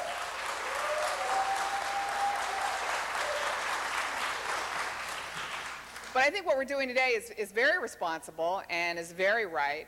We're sending a couple of messages, but I think they're very consistent with what we ultimately want to do, which is to provide safe access for those who desperately need to be relieved of the pain and suffering that they're enduring. But there certainly have been concerns, I think, about where these facilities are sited. There's concerns about their locations and are they too close to school facilities or whatever. So I think it's good that we do this ICO 1 year. Hopefully we can answer a lot of these questions within 1 year, but if we need more, I guess we have 2 6-month extensions. But let's really make sure we put into place good regulations, safe regulations, good parameters so that as we move forward, we don't really have to keep debating this. We don't really have to keep putting up with tactics by other agencies that put people at risk for their very survival and their dignity as well. So I applaud you, Dennis, and I know Tom was a part of this for bringing this for us and championing this. And I wish we had 12 members here today so that we could do this once and for all and get it going, but we don't, so we'll vote on it once and then we'll vote on it again next week and make this the current law. And again, members, after this vote, we want to take up the Rule 23 where we can tell Washington, D.C. how strongly we feel about the Hinchy-Rohrbacher Amendment, which will make sure that those funds are not used to threaten and harass people in legally sanctioned medical marijuana dispensaries. Thank you, Dennis. Thank you very much, Ms. Hahn. We have 3 speakers on the queue, and just to elaborate on that point that was made by Ms. Hahn, under council rules, any ordinance requires 12 votes or more unanimously on the first reading. If it does not, but receives nevertheless a majority, it carries over 1 week, and then a simple majority, just 8 votes, non-unanimous is required for its ultimate implementation and passage. So Mr. Rosendahl is our next speaker, and then Mr. Alarcon. Thank you, Mr. President. Yes, indeed, I signed the resolution with Janice Hahn that Dennis Zine has provided leadership on. First, I want to thank you, Dennis. You're the right guy to say this, being a police officer, appreciating the laws and the rules, and knowing we're in a huge conflict right now, that we need to be clear as a city where we stand on this issue. Thank you for your leadership on that. There's two parts to it that make sense. One is just on a very district level at the moment. There's a structure at 2524 Pacific Avenue where they want to use it as a dispensary, and it's not in the right zoning, it's not in the right place, and frankly, it doesn't belong on that particular place. A few blocks away on Lincoln, there are a couple of other places that would work, but this would cause more traffic and problems, and so we're dealing with the idea of the moratorium from that perspective. We need to understand and we need to set up rules and regulations that we as a city can live with. So that moratorium has value on that. The second part, though, is a lot more difficult to deal with. You know, on a personal level, I lost a partner to AIDS, and frankly, medical marijuana kept him alive and able to function and to eat and to survive.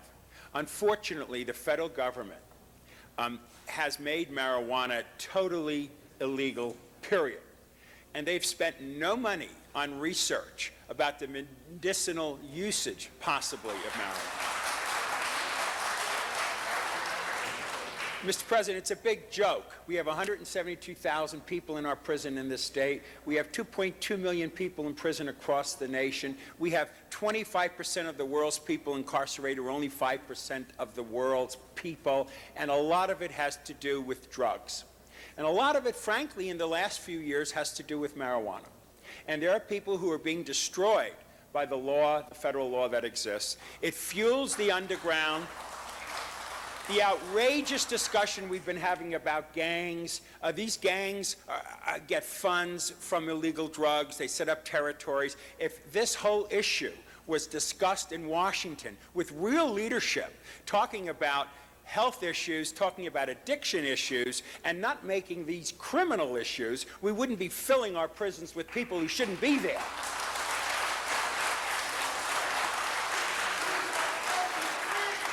Look, those of you who know that in 1996, we, the people in California, approved 215. I actually was the TV guy then. I did all kinds of debates and discussions on it, and the people supported it, right? But ever since that moment, the federal government has come into our state, into every state, and has raided clinics or raided people and abused people, and they got away with it. I mean, they do it in West Hollywood all the time before we even started the process in our city. So, you know, the Rohrabacher strategy, which of course I signed that letter as well, to make some clarity on the issue, is a bigger issue. The big elephant in the room is this. The drug laws of the 80s are bad laws, period.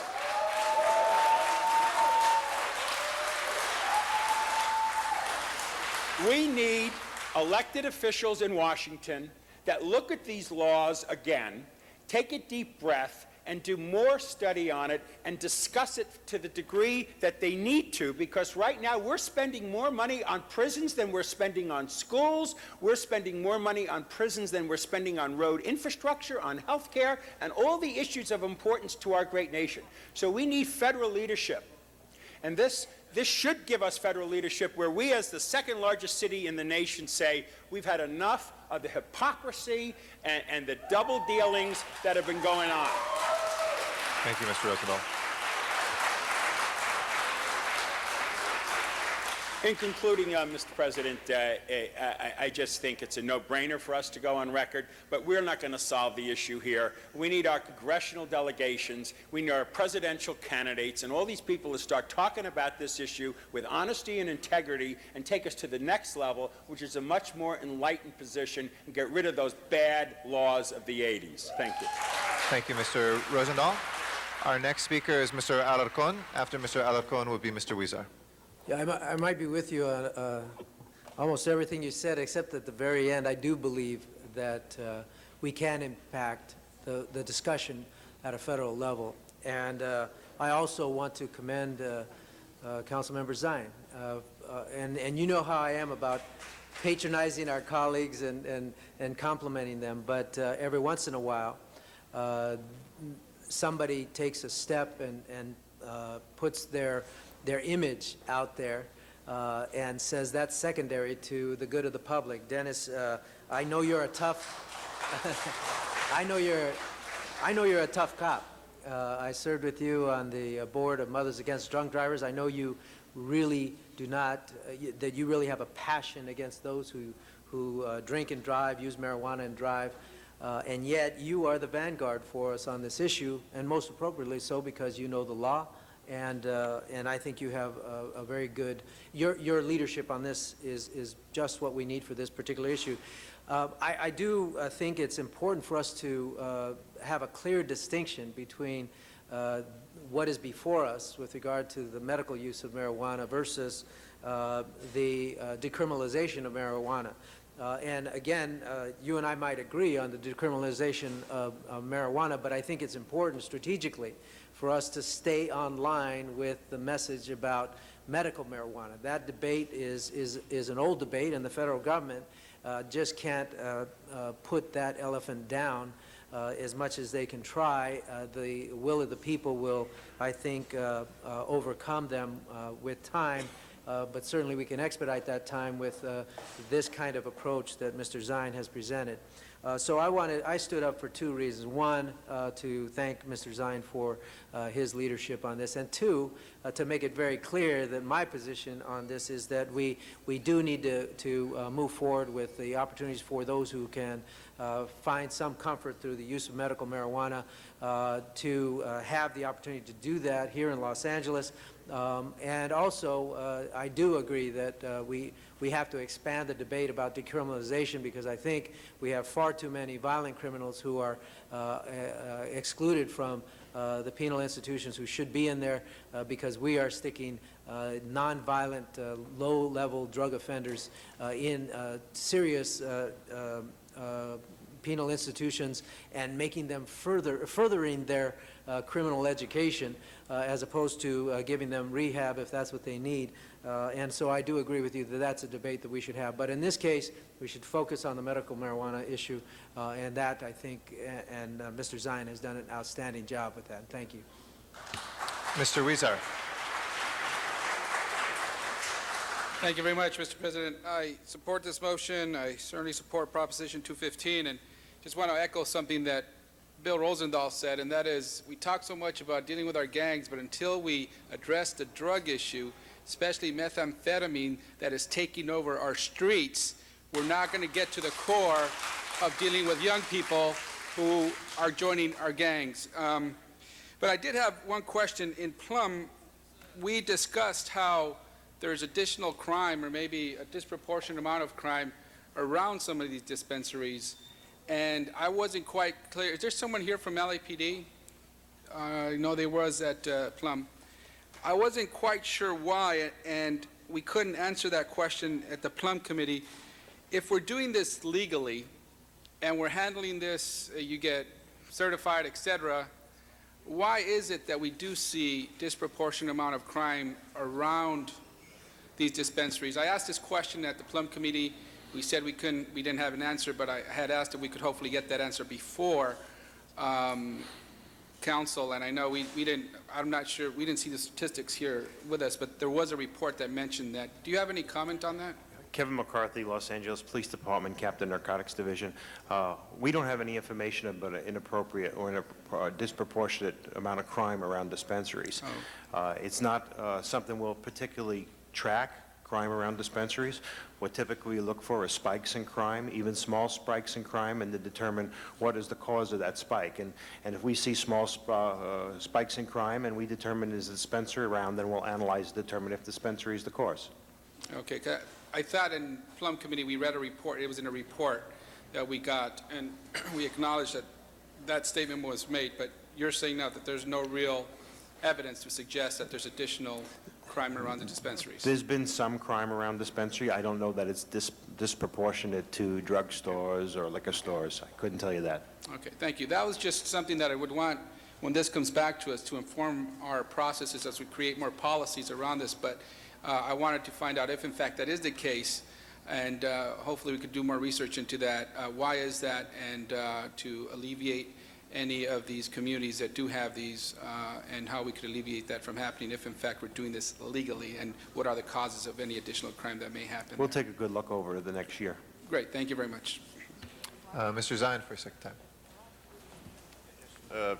I'd like to just add, there may be a question regarding current facilities, and just to emphasize that if a facility is currently in operation, what we're requiring them to do within the next 60 days, obtain a City of Los Angeles tax registration certificate, State Board of Equalization seller's permit, property lease, business insurance, dispensary membership, and LA County Health Department permit if required.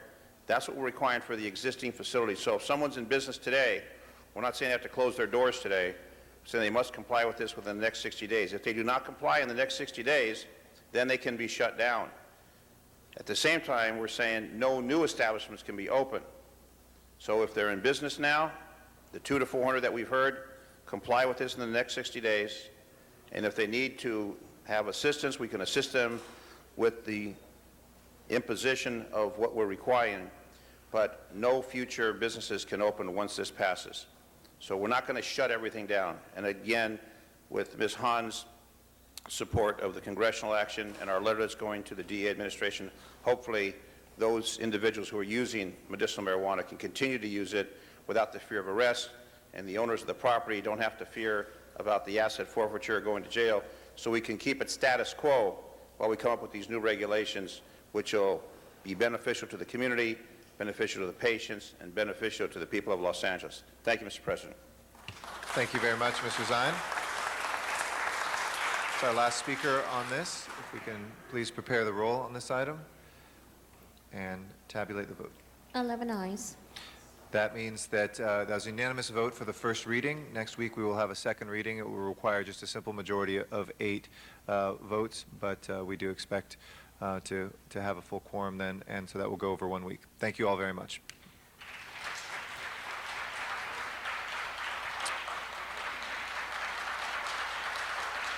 Mr. Huizar has asked for number 33 out of order if there's no objection. It's just number 3, which is before that, which we'll come back to for one speaker card. I know Norma Welch is out there, and if you'll just hang on, we'll take 33 up, and then we'll take back number 3. Thank you very much, Mr. President. Is it possible to reopen the hearing? I think we only have a couple of speakers Sure. on this Hold item. on 1 second, Mr. Huizar. I know that the Rule 23 that was also on the marijuana issue was right here, and I know you've been very patient, but as long as folks are here, if there's no objection on that. Sure. To folks who are in the audience, we are taking up a motion as well on the Rohrabacher amendment, if you want to hang out for 1 second. Ms. Hahn, do you want to speak to the findings of that special item? Yeah, colleagues, Special this two. is, I'm asking for a Rule 23, which will suspend our rules, because according to Jim Seeley, our federal lobbyist, the House is currently deliberating over the Commerce Justice Appropriations Bill, which they'll be voting on sometime late this evening. So one of the amendments in this bill is it's from Hinchey from New York and our own Dana Rohrabacher from California.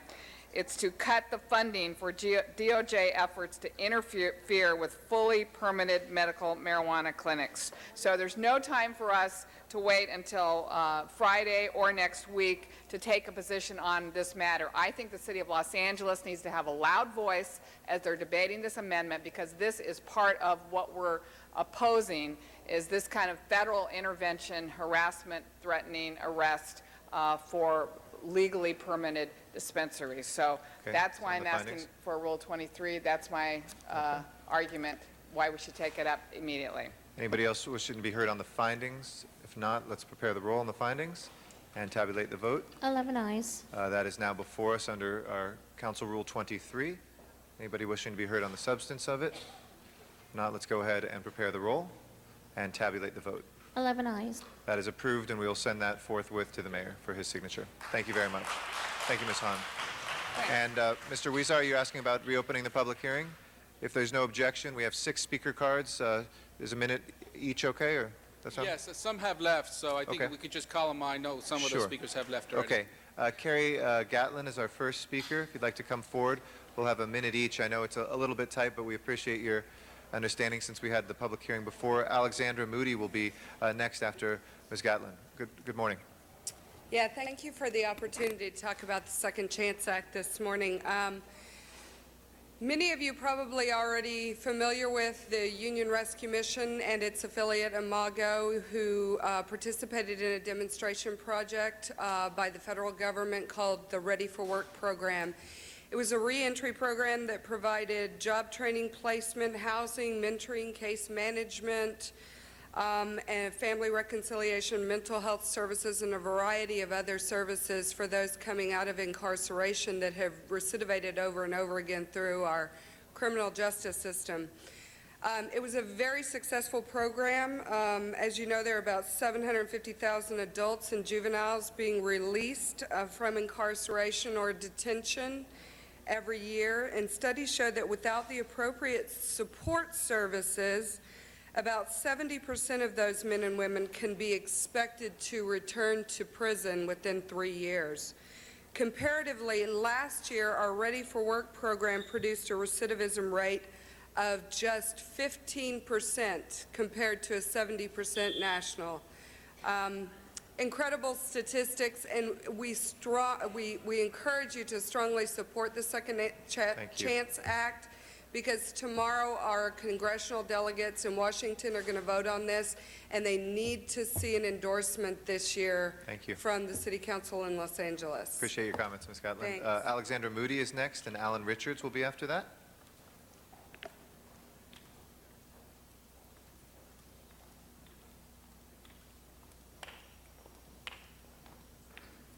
Hello, everyone. My name's Alexandra. I'm an ex-parolee, and I came through the Ready for Work program. I'm now a staff member of the Union Rescue Mission and proud of all that I've accomplished. But I had a lot of help from the Ready for Work program, because there's not a lot out there for people who are coming out. There's not that need that we have that for people to give us a second chance, people to teach us interview skills, to give us the confidence again to go into job interviews, even though we've made bad choices in the past.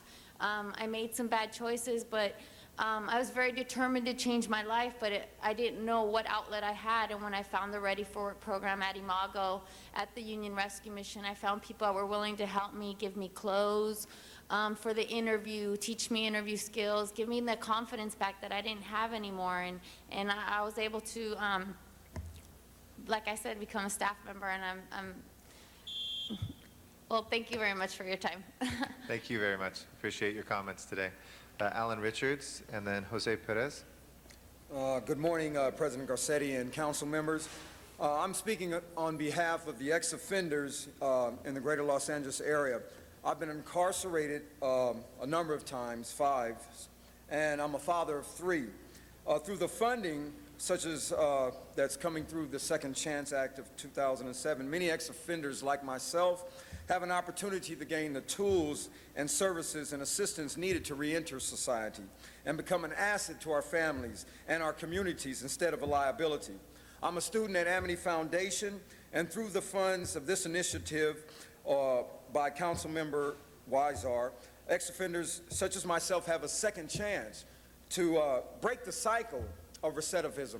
I don't have to be that repeat offender any longer, and I'm thankful to the opportunity that we're given through these organizations and through the services that have been offered by this council and by the federal government and initiatives. Thank you. Thank you very much. Jose Perez is next, and then Jose Egorbide. Good afternoon, Mr. President and Council. I come before for the proposal of item number 33.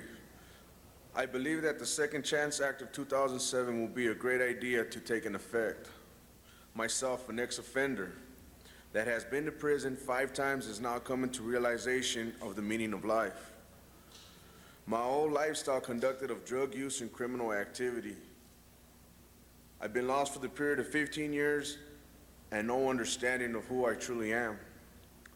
Now, with the bit of funding and the help of Amity Foundation, I have a new meaning of life, an understanding now of who I truly am. Amity Foundation gave me a chance to to the understanding within myself that I am somebody. I am 33 years of age and a father of 2 beautiful children.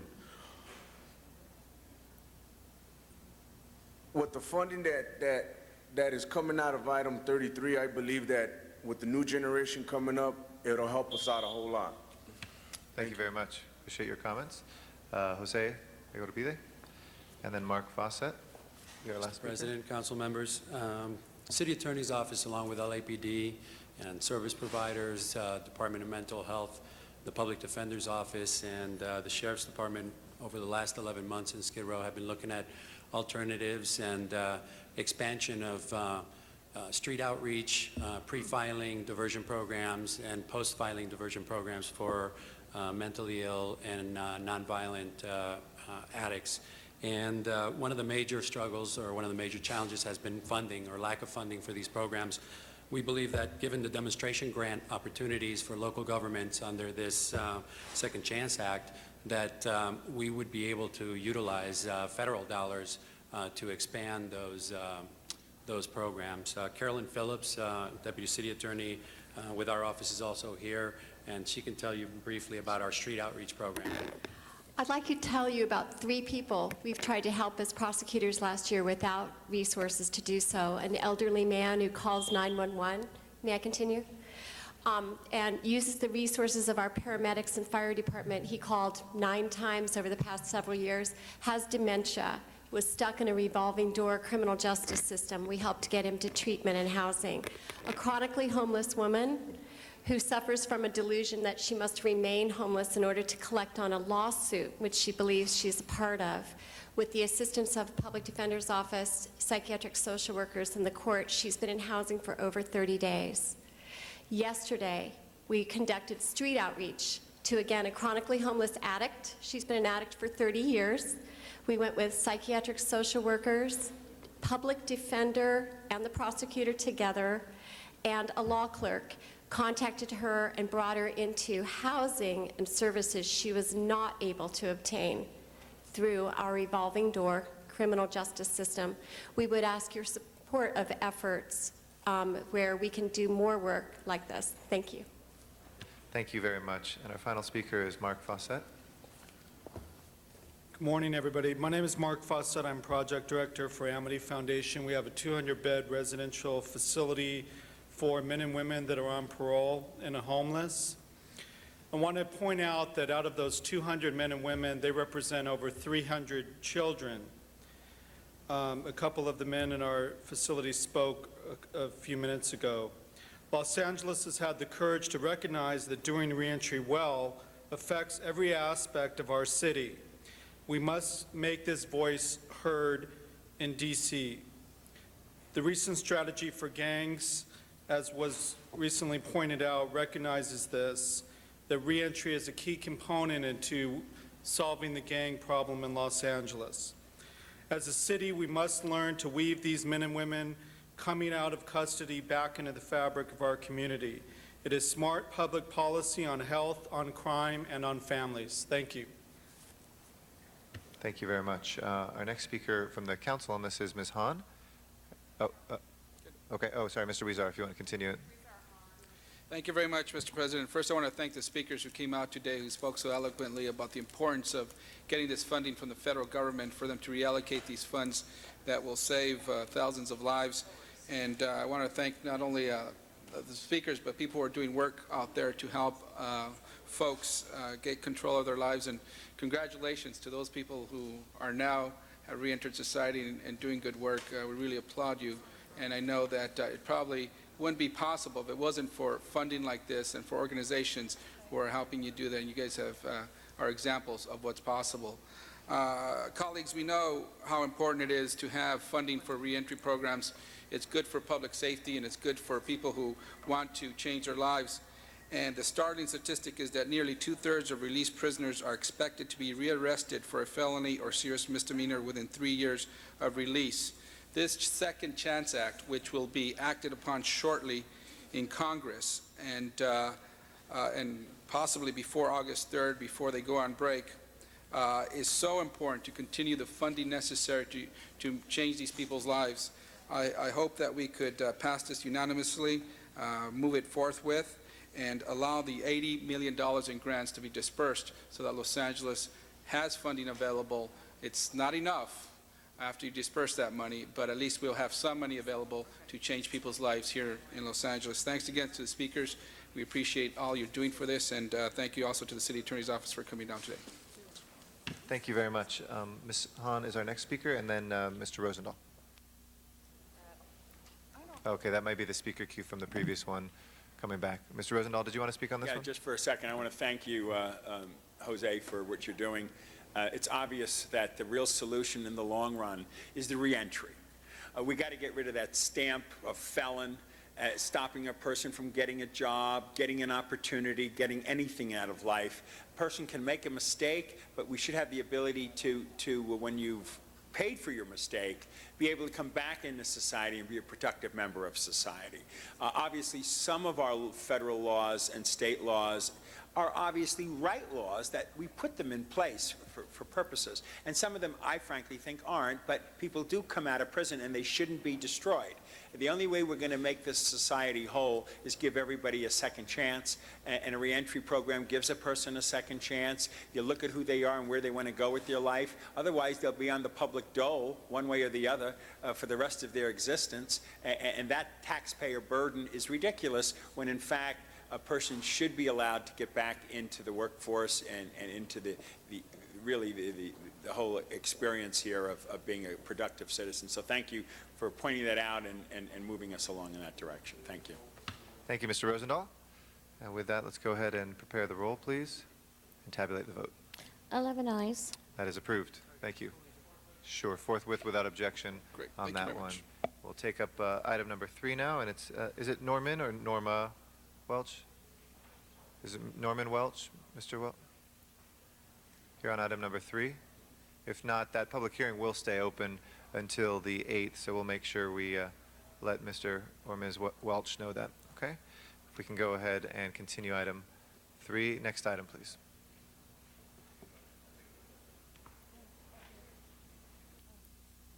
Next item is item number 48, and that was called special by Councilmember Alarcon. I'd like to recognize Mr. Alarcon on item number 48. Members, I just called this special to remind you, of course, of the 50/50 program. That's where the constituents who own properties adjacent to sidewalks are allowed to pay half the cost of the sidewalk, and the city will contribute the other half. I'm sure all of you have used that program. It's a very effective program, a very positive program. Unfortunately, though, the purchase, the cost of reconstructing the sidewalk is borne at the front of the process. So sometimes it's quite costly on low and moderate income folks. And so I'm asking the department to come back with a report of how we might allow to expand the payment of the cost of the sidewalk so that people can find it more affordable. This really does nothing to affect our moving forward with the idea to bear the cost at the point of sale. This is for people who want to do it and intend to stay in their properties, and I believe it will greatly reduce costs and liability with regard to trip and falls, as you all are very familiar with. So I just wanted to bring that to your attention, that I'm hoping that we can come up with a program that would allow lower and working class folks to participate in the 50/50 program as well. Ms. Gruhl. Thank you very much, and thank you, Mr. Alarcon. And this has been a successful program. When we first started it, we did a pilot in my district where we were able to actually increase by 20% the amount of sidewalks that we were able to do. And because of it being a pilot that year and then going citywide pretty quickly, one of the issues that we were equally concerned about was ensuring that all people were able to do that. And average cost is over $1,000, and for some people that is difficult to be able to immediately write that check. It may even be $1,300, $1,500. And so creating a system whereby individuals who may not have access immediately to those dollars, that they'd be able to participate in the 50/50 sidewalk program. Because the statistics that we always talk about, and Mr. Rosendahl and I, which is it takes 85 years to fix sidewalks here in the city, take us 85 years to fix the existing sidewalks we know are broken today in the city of Los Angeles, that we have to look at creative ways to address that issue. And we have always fought in the Budget Committee to ensure that the 50/50 sidewalk program was in addition to a baseline of fixing sidewalks in the city of Los Angeles. So we look forward to having this payment option plan. Thank you, Mr. Alarcon, for your leadership on that, to be able to say this 50/50 sidewalk program is available to everyone and for people who want to pay over a period of time. Thank you, Mr. Garcetti. Thank you very much, Ms. Gruhl. Mr. Rosendahl, excuse me. Fixing more sidewalks is really our goal, and Richard, I appreciate what you're suggesting, and I look forward to a report back in our committee on where this goes. We have 80 years of sidewalks right now that must be repaired, and we can't repair them. That's why the point of sale issue, which will be coming before us, will allow us, when you sell your property, to be able to put monies aside for that, and in 10 to 12 years we can get that done.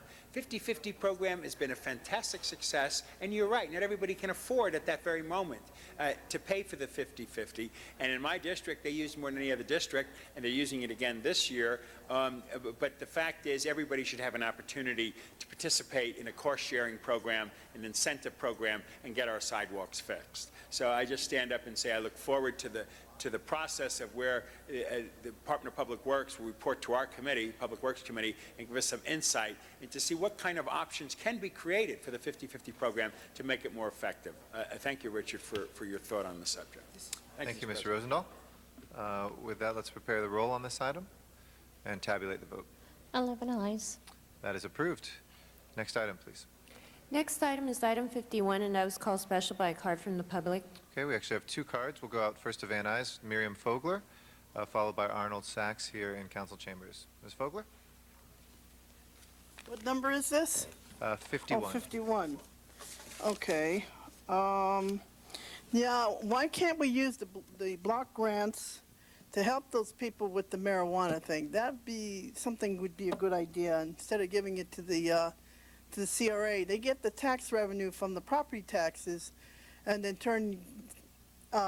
give that away to, a very rich developers, which I guess today I don't oppose private development, but I don't like public money, which is property taxes, being given to the CRA and then goes over to private developers, and that's how they're getting rich, and then that's how it trickles down to your campaign pockets, and that's how you get campaign money. So you got a conflict of interest here with the CRA running for elections, and that's why the block grants should be staying with the development department or help us out with, with the people who have the medical marijuana. Can it be possible that we can use the block grants to help these people with the medical marijuana, instead of giving it to the CRA? Because after all, the CRA's got plenty of money. They get plenty of money from the CRA. Of course, we have a 800% foreclosures now. I guess they need the money from the block grants. The CRA is too poor. After all, they give the money away to the developers and then chase people off their properties through eminent domain. And this is not right. And make people sell their properties below market value, which in turn is causing inflation to inflate the price of property, making it hard for people to have affordable housing. And you turn around and you want to build houses to give away to the poor, which is, we need to be using our monies correctly here, not just to just give it to the rich and not give it to the people who really need it. Thank you. Thank you. Our next speaker is Arnold Sachs.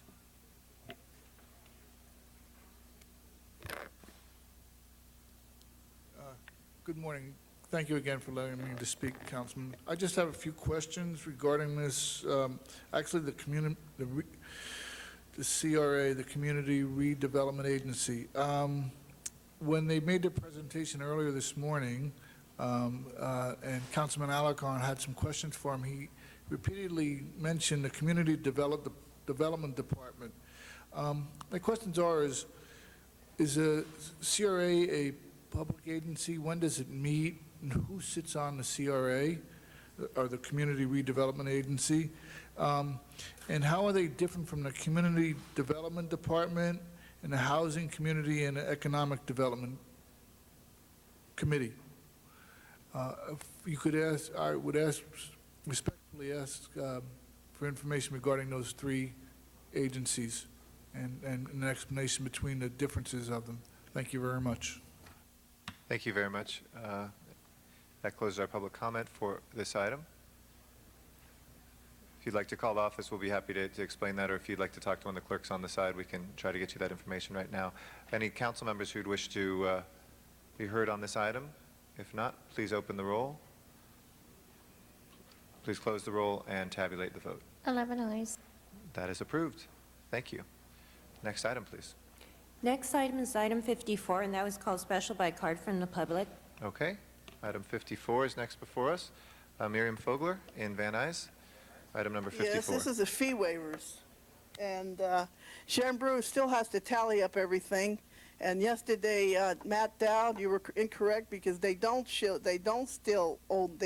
back the city.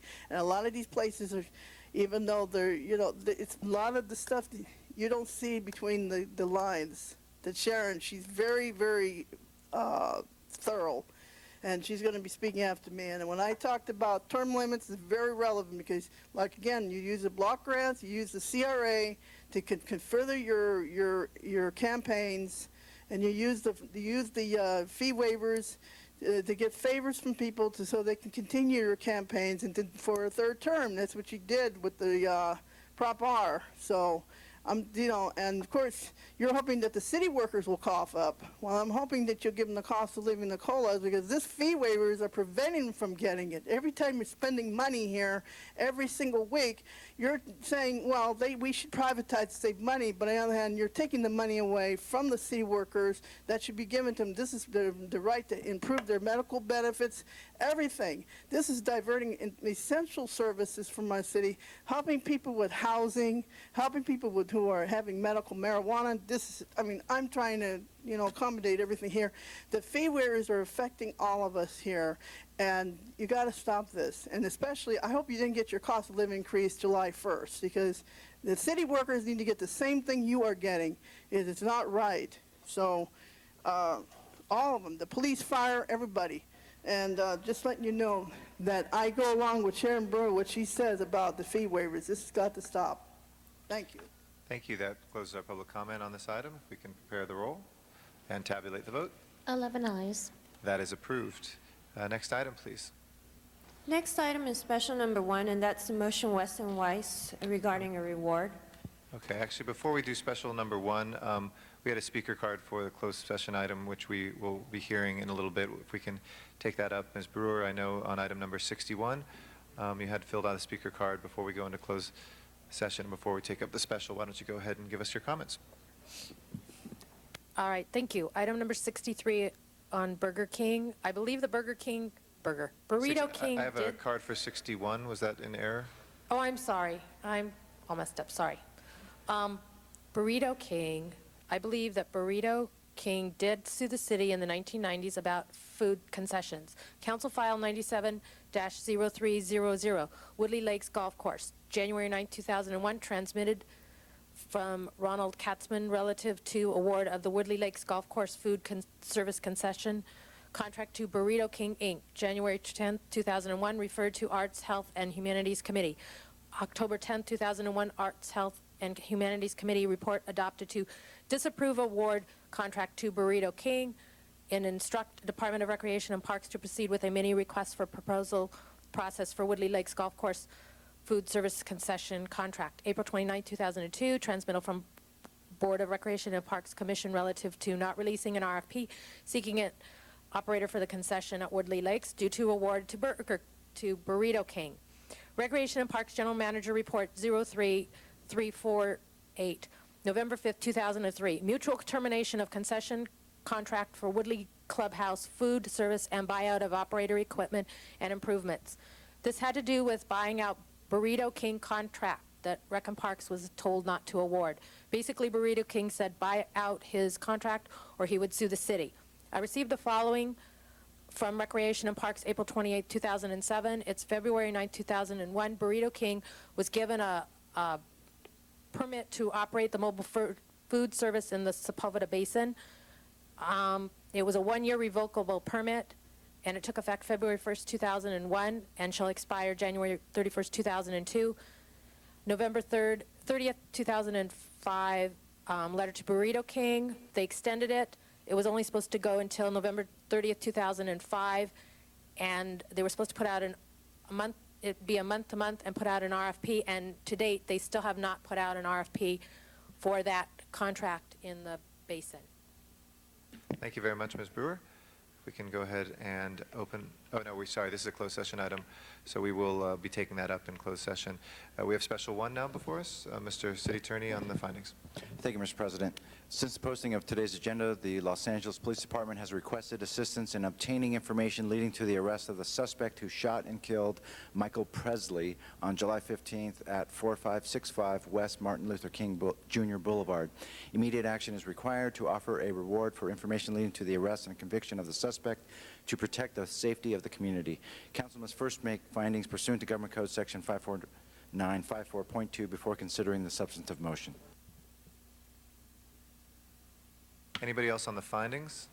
If not, let's go ahead and open the roll, close the roll, and tabulate the vote on the findings. 11 ayes. Thank you. That's now before us. Anybody wishing to be heard? If Mr. Wesson? Okay.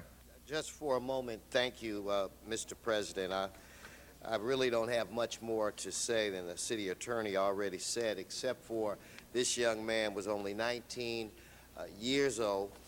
This happened on a Sunday at 9 p.m. 3 individuals in what's believed to be a Dodge Stratus pulled up, yelled some gang sayings or what have you, and they shot this young man 2 or 3 times. This young man was not a member of a gang. Michael Presley was a student, a full-time student at Cal State Northridge, where he was majoring in criminal justice, and he worked part-time to help pay for his education. If anyone out there has any information about this crime that took place Sunday, July 15th at approximately 9 p.m., please call detectives at this number, 213-485-2417. Thank you. Thank you very much, Mr. Wesson. With that, let's go ahead and prepare the roll and tabulate the vote. 10 ayes. And we'll send that forthwith without objection to get that out right away. And is that the end of the open session items? Yes? Okay. Yes, that's all we have left. Okay. We'll now, in accordance with California state law, go into closed session to take up legal matters before us. We will come back into open session if there are any votes that are required, and we will announce those publicly. So if we can clear the council chambers, and we will come back after we are finished with those cases. Thank you.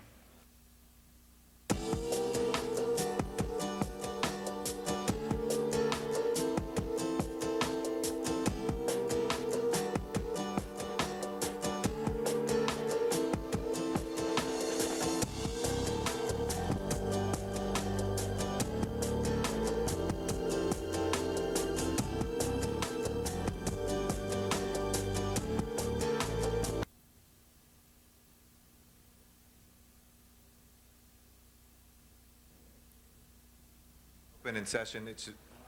We have a couple items, Mr. City Attorney, if you'll please, or Madam Clerk, if you'll tell us which ones we're voting on that we voted on in closed session. Item number 1 was continued to July 27th, so the only item that we're voting on is item number 63. Okay, if you please open the roll. Oh, sorry, Mr. City Attorney, the settlement. Yes, for the record, item number 63, it's the City Attorney's recommendation to pay $400,000 in attorney's fees, and the plaintiff class members will also be paid up to $670 in back pay from the Los Angeles Police Department salary accounts. Okay. Please open the roll. Please close the roll and tabulate the vote. Okay, that is approved. 10 ayes. Thank you. 10 ayes. And now it's time for any announcements. Colleagues, any procedural announcements? Can we move item 30 forthwith, please? Yes, forthwith without objection. In those 2 seconds that we still had a quorum. We no longer have a quorum, but do folks have any announcements they'd like to make? Mr. Zine. I have an announcement. I have a presentation for Marisol Sabrina Espinoza, my district director, who's been accepted to Columbia on a master's program. She's going to be leaving the city. She's been a wonderful representative, working the field, working legislative, and now she's going to Columbia. Come on up forward. Be on television, Marisol. Well, she's going to Columbia, but I pronounce it Columbia, and they think she's going to the other country, the country of Columbia, but she's going to Columbia, New York. And she's been a wonderful, she used to work for Bob Hertzberg, California State Assembly, just a wonderful, wonderful lady. So we're going to miss you, Marisol Sabrina Espinoza. And it's a great school you're going to. Congratulations. Absolutely. All right. With that, any other announcements, business announcements, colleagues? If not, this meeting is adjourned for the Los Angeles City Council. We will next be in session this Friday, the 27th of July at 10 a.m. Have a great day. No, we'll do a picture in the